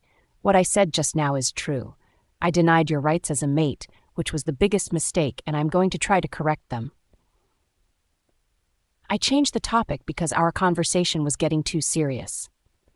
So what's the plan for the date? What should I wear? He smirked and leaned towards my ear, his soft warm breath on my neck, and my ear almost sent shocks in my entire spine. I'm not even sure how I managed to stand straight in his intimidating presence. Wear anything that makes you comfortable. You are beautiful with or without clothes anyway. My breath hitched the way he said those words, and it was getting hard by each passing second to withstand this sweet torture. I tried to control the shaking of my hands as I smelled him, and I felt like a high school student who wanted to shout because her ultimate crush was standing next to her.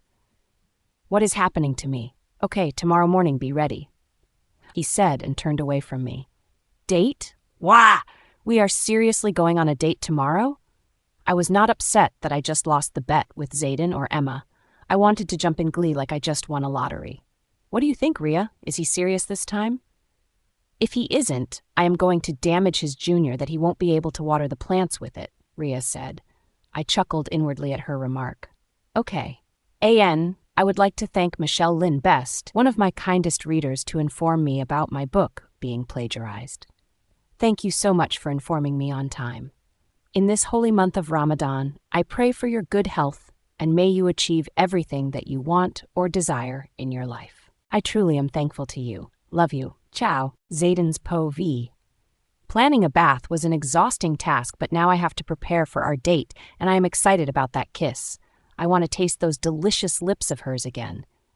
Do you even hear yourself? You sound like a perv, Henrar said. Look who's talking.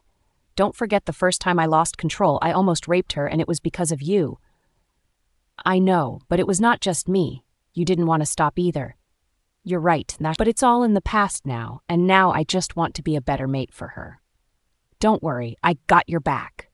You better, I warned him. This time I thought of taking advice from Emma. Last time it was her who sent Lorcan to help me. I have to thank her for that too. I mind-linked her and asked her to meet me in my office. To my surprise, she came a bit too quickly. There was a time she hated being in my presence because of Riven's departure. She blamed me for her disappearance. Can't say I didn't deserve it. I know why you called me here, Alpha. You do? Of course. I have sorted out everything. From morning to evening, the lunch, the dinner, and I added something extra to spice up the things more. Wow, but since I am the one who's taking her out on the date, I should know about all these arrangements. Don't you think? I know. That's why I came here as quickly as I could. For the next half hour, she explained to me everything that she planned for us. And I must say that I am jealous that she knows more about her than me. As Riven's mate, I should be the one to know all these things about her and not her, but then again, that's also my fault. I had a whole pack to support me, but she only had Emma to share her pain and secrets. I never volunteered to be a part of her fantasies, her desires, her secrets. Goddess, I am such a pathetic mate. Thank you, Emma, I said, interrupting our conversation. My pleasure, Alpha, but I am doing this for my friend, not for you, I know.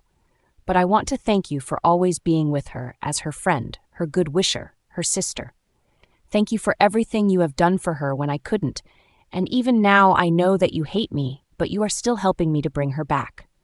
So thank you for all of your efforts. I will accept your gratitude, Alpha, after you bring back her at the pack house. That will be all. I'll take my leave now. Tomorrow is my chance to bring you back where you truly belong, my love. Only you deserve to be my queen, my Luna. Next day, I couldn't sleep the entire night.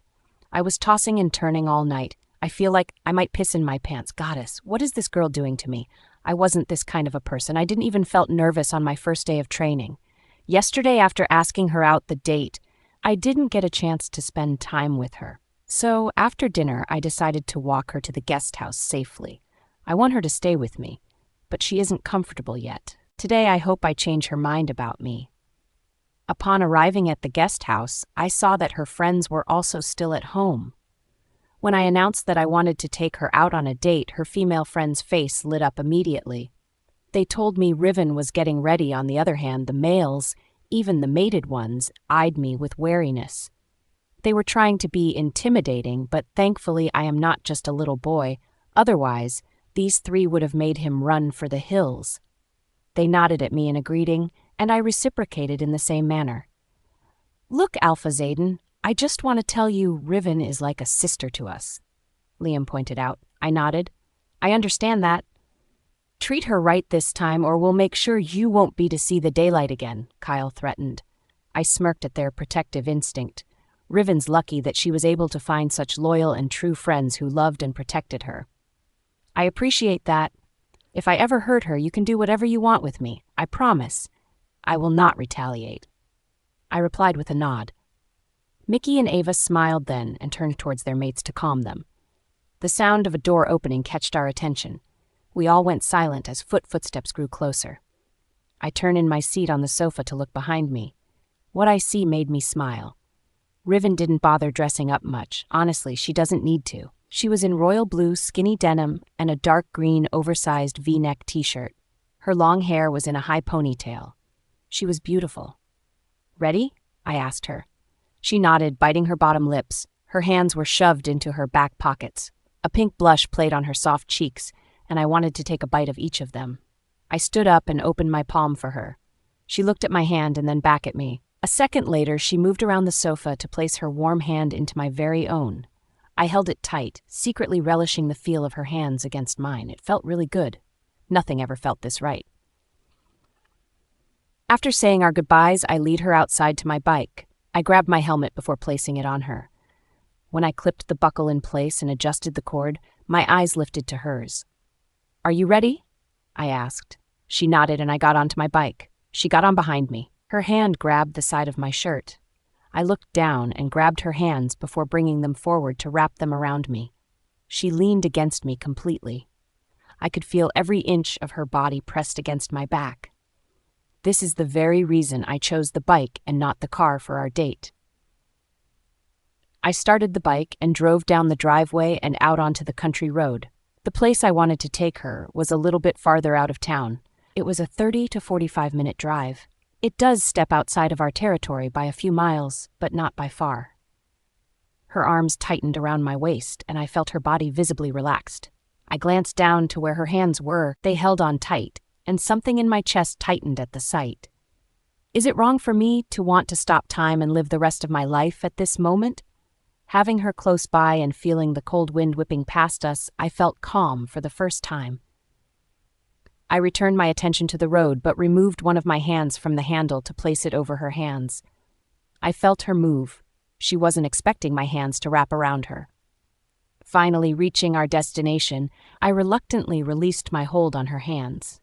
I signaled and pulled down the gravel path. I turned my head slightly to see her looking down the rows of long trees with curiosity. When I parked the bike and turned off the ignition, she got off the bike first before removing her helmet. I got off right after her. "Where are we?" she questioned while handing me my helmet. Her hair was messy and slightly matted from wearing the helmet. She ran her hands through her hair ponytail and ruffled the roots. Such a small, careless act, but was so damn attractive. I nodded before placing the helmet on the seat. "You do know the concept of surprise, right?" She gave me her signature sarcastic glare before following me into the woods. We walked down the path deeper into the forest for the next few minutes before I saw the trees thin. "We are finally here," I said. A beautiful smile spread across her face as she saw the scene before us. There was a crystal-clear lake ahead of us, the waters rippling with the hot sun shining down on them. "This place is magical." I completed her sentence and she nodded. "I know." I walked towards a tree and pulled out all the things that Emma arranged for us already. I pulled out a picnic blanket and laid it down at the end of the dock. She sat down beside me, and it was clear on her face that she was relaxed. "Rivens Pove." I smiled at him. "Thank you for bringing me here. It's beautiful out here." I looked out over the water and felt relaxed. I hadn't been this relaxed in a long time. Suddenly, I was snapped out of my daydream by a splash and a sprinkle of water coming down on me. "Hey!" I yelled. Zayden popped out of the water, wiping the water from his face with a big smile. "Come on in." I laughed and shook my head. "No, thank you. I am fine right here." "Oh, come on." "You won't get another chance. Come on, jump in." I sighed before standing and jumping into the water with a run. I made sure to splash him as much as possible. "See? Nice, huh?" I closed my eyes and floated on my back for a moment, the water calming me, not feeling his gaze on me. But soon I felt his presence close to me, and I opened my eyes to take a peek. He was watching me with a heated gaze. "Can I help you?" I teased him. "Just glad to see you relaxed. You have been working hard for the last few days." You're right, I needed it. It's better than a spa or any other artificial treatments. Nature surely has the cure for everything." "You're right." We both closed our eyes and floated on the water. We also swam in the lake, splashing and having some fun before making our way back to the dock. He climbed up with me, following him. We sat down on the picnic blanket and he laughed when he heard my stomach rumble. "Hungry?" "Yes." He turned around and unzipped the basket, revealing pesto chicken focaccia sandwiches and some Coke. He handed one to me and we ate in silence, enjoying the quiet of the lake. "What are you thinking about?" he asked. "I just wonder sometimes that if I hadn't left, would you still treat me the same like you used to?" "Honestly, I don't have the answer to your question, but I do know now that whatever I did was wrong. I never should have treated you like that. When you left, my father made me sit and then he scolded me like I was a 5-year-old child. He has taught me so many things, but that day I realized the true meaning of mates. I was supposed to treat you with respect, and I failed to do that. Yes, most of the time you acted like a moody and a bratty teenager." "Hey!" I playfully hit his arm and he chuckled. "You know I am right, Riven. You are an but you are right. And only sometimes. I used to act like a bratty teenager, not most of the times." He raised his hand in a surrender motion. "Fine, sometimes. Happy now?" "Yes, very much." "But it was my fault. Any relationship works both ways. I should have put our relationship above my ego, but I was too blind to realize that." "You do realize that it's partly my fault, too. I mean, I didn't make it easy for you." "That is also true. But now I don't want to think about our past anymore. I want to work on our present so that I can spend my future with you." My head snapped, and I looked at him with a surprised expression. "What's the matter?" "I stunned you speechless," he teased. I scoffed before looking ahead at the lake again. "I want a future with you, but—" I muttered under my breath, hoping he would catch the hidden meaning in them. "But what?" He pinched my chin and made me face him. "I am scared, Zayden. What if—" "Scare of what?" I closed my eyes and took a deep breath. "I am scared because of that witch. She separated us. There has to be a good reason for it. What if next time she tried to hurt you or your pack? I know where your priorities lie, Zayden. So you think if something happened to my pack mates and me because of her, I will kick you out? I don't know. I don't want any of you to get hurt because of me. I want to plan our future only when I am sure that I am not jeopardizing anyone's life. I just found you. I won't let you leave me again. I want you by my side. I don't care if my life is at risk. And I trust you. The hard work you are putting in right now to train them against her magic will surely work. You are far more powerful than her. I admire your strength. We will fight with her together, even if that kills me. But I am not letting you go this time." Without waiting for my response, he moved forward and captured my lips. My lips parted willingly as soon as he touched them. They were so succulent and juicy, with the hint of the taste of sandwiches that we just eat. When he pulled back, I was in a daze. "You broke our deal. You were allowed to kiss me only after our date." One corner of his lips lifted, and he threaded his fingers through my hair and gave me soft kisses down my jawline. "Then I will kiss you again after our date, okay?" I was speechless. The nerve of this guy. I moved forward and slightly pinched his arm while he was giving me kisses down my jawline. "Ow! What was that for?" "It was a warning to stay within your limits while we are here," he sighed. "Fine, but I will collect my reward after our date," he said huskily, and my heart pumped a bit more blood. That was enough to rush to my cheeks. We talked, we played again in the water, then we talked and played. It was a repeat of the cycle until it was time for us to go back. Honestly, I didn't want to. I enjoyed my time here with him, and I knew that he was feeling the same. The whole ride back to the pack was filled with comfortable silence. My body pressed against his hands on mine just like before. Now I am sure that I can trust him, but I am still scared about that witch. I know she will come back for me. And I know that Zedden will fight besides me no matter what. I saw the sincerity in his eyes when he said those words. But he's right that I am more powerful than her. I will kill her if she tried to even touch a single hair on my mate's head. When we finally reached the guest house, most of the lights were still on, which only meant one thing. My friends were waiting for me to hear some juicy stuff about my date. I removed the helmet from my head and hopped off from his bike. Turning around to face him, I saw him already looking at me. He didn't bother getting off the bike, so I knew he wasn't going to go inside. I gnawed at my bottom lip. "So, I know you want to stay at a safe distance, but I also want you to give our bond one more chance and move back to the pack house." I raised my eyebrows at him. "I am not forcing you or ordering you. Consider it a request. I like sleeping beside you." I nodded and looked down at his shiny boots. "I don't know why I'm standing here. What am I expecting?" "Riven," Zedden said my name. I lifted my eyes to look at him. His hands threaded through my hair while he yanked me into his arms. I clutched his bike's handle for support while he thrust his tongue inside my mouth and kissed me till my toes curled. I heard him growl and his chest vibrating. With one hand, I placed it on his chest and then up to his neck, meeting him kiss for kiss, tongue for the tongue. I moaned when I felt him nip my bottom lip. His hand in my hair tugged a little. Silently, he was forcing me to comply, but I slid my tongue around his and nipped at his lip like how he did. What I did, he must have liked it because he groaned throatily. When he released me, I was a little dazed. His hands moving down to cup one side of my neck while he pressed his forehead against mine.